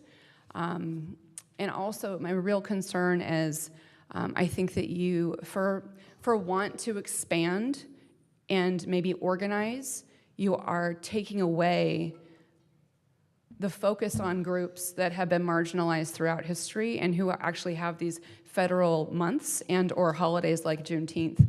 They're recognized for a reason, and they also have resources that are out there. National Council of Public History, the National Archives, the Smithsonian, all of those things are already out there, and we've utilized those in the past. So I just, it really concerns me that we're looking to exclude those things and also to really not value the expertise of our staff and of our community members who are already doing this really important work. And as Councilmember McCalmick added also, who's the audience? Because depending upon if it's kids, youth, adults, again, I think the city of Huntington Beach history, a lot of people don't know about. I think that is a cool thing to add and to focus on, perhaps. But a lot of these other items are things that are discussed and reviewed in school and high school, elementary, middle school. I don't know that it's the best use of our human resources, which ultimately is our financial resources. Thank you. I'd like to move the previous question. Clerk, please call the vote. I have a comment, if I may, please. Thank you. So I have a couple of questions. So my first question is, just so that I understand, was the Historic Resources Board consulted before the item was put on the agenda? No, it wasn't. And when I talked to Kathy Shea over the weekend, I apologized to her. I said that that wasn't the intent. I fully expected them to be involved with this exercise, as I stated tonight. And so, I'm surprised that she, after that conversation, I thought it went really well, and I clarified that I would make that statement, that they would be highly involved, and it's written in the agenda item, which she had read. So I'm very surprised that she made that statement based on the conversation we had. I mean, it's in the agenda item that they'll be working with the Historic Resources Board. And again, to elevate them, right? And use our platform to elevate the Historic Resources Board. So the second question is, if we are going to erase the existing, commemorations, I don't know what all of those are. So does anybody have a list of what all of those are? Because that's an important piece of information for me to be able to make a decision. Does anybody on staff have a list of the current commemorations? I asked staff for those. I don't know if you have them, Councilmember. Well, no, but I don't with me, but I wanted to address your comment that you made, Councilmember Mosier, about it was perceived that I was disrespecting staff. And to answer your question, I was not. I mean, my exact quote was, the issue is that these current monthly celebrations are fragmented, inconsistent, and relatively unorganized between the departments. So to answer your question, there's a lot of different themes that different departments celebrate. Some years they do, some years they don't, and it's not organized. And so that was what I was trying to clarify. There's just a huge list of things that sometimes are celebrated, some aren't. And so this distills it down to 12 months that we can all focus on and plan accordingly, and that'll streamline and make things more efficient. So I think to answer your question, I'm sure it's a big list of current things, but it's not always consistent.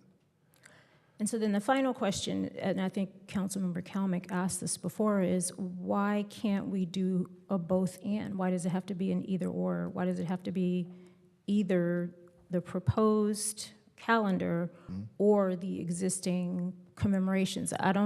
Why do we have to eliminate the celebration of Women's History Month in 2024? Again, this doesn't preclude that from happening in future years, right? The committee will look at it. I think I like the way it's written in 24. That's why I made the motion. And then the committee will work with the Historic Resources Board, the community, the residents, staff, and populate the calendar for 2025 and the events you guys mentioned. Nothing precludes those events from being a part of that future calendar, or future calendars just like they are currently, fragmented amongst the departments. So this makes it more organized and streamlined and efficient. So those things were left out. Those are, celebrations that I think most people are aware of. Most people are aware that March is Women's History Month. Most people are aware that June is Pride Month at this point. The fact that those are being left out of this proposal is, that says something, that sends a message to the community. Again, I wouldn't take it that way because, like I said, nothing precludes those events from being celebrated in future years. To counter that, a lot of these events people don't know about, right? You just mentioned all the events that people do know about. These are events that people don't know about and should learn about, especially as it relates to Huntington Beach. So that's why I thought it was a pretty cool exercise to go through. And like I said, now the fifth time, the events you mentioned, nothing precludes that from being celebrated in future years. So I would offer a friendly amendment then that we have this list that's been proposed in addition to the commemorative months that the city already has on the books. I won't support that because I like the way it's written. And again, you have the mechanism for future years to celebrate those months that you just mentioned. And those months are being celebrated, like you said, every place else, on TV, nationally and everything. This is Huntington Beach, and it's just a little bit of focus and let people see what's special. Well, in the absence of an answer to the question for why we can't celebrate both of those things at the same time, I can't support the item. Understood. It is being celebrated, just not in Huntington Beach. Focused it is in Huntington Beach, just outside our library and every place else. Madam Clerk, I call the previous question. Please call the vote. It was actually moved by McKeon and second by Burns. Councilmember Mosher? No. Bolton? No. Burns? Yes. Vandermark? Yes. Strickland? Aye. McKeon? Yes. Kalmick? No. The item passes 4-3. I move to adjourn. Second. Meeting's adjourned. The Huntington Beach City Council Public Financing Authority regular meeting for January 3rd, 2024 has been canceled. The next regular scheduled meeting will be held on Tuesday, January 16, 2024 at the Civic Center Council Chambers, 2000 Main Street, Huntington Beach, California.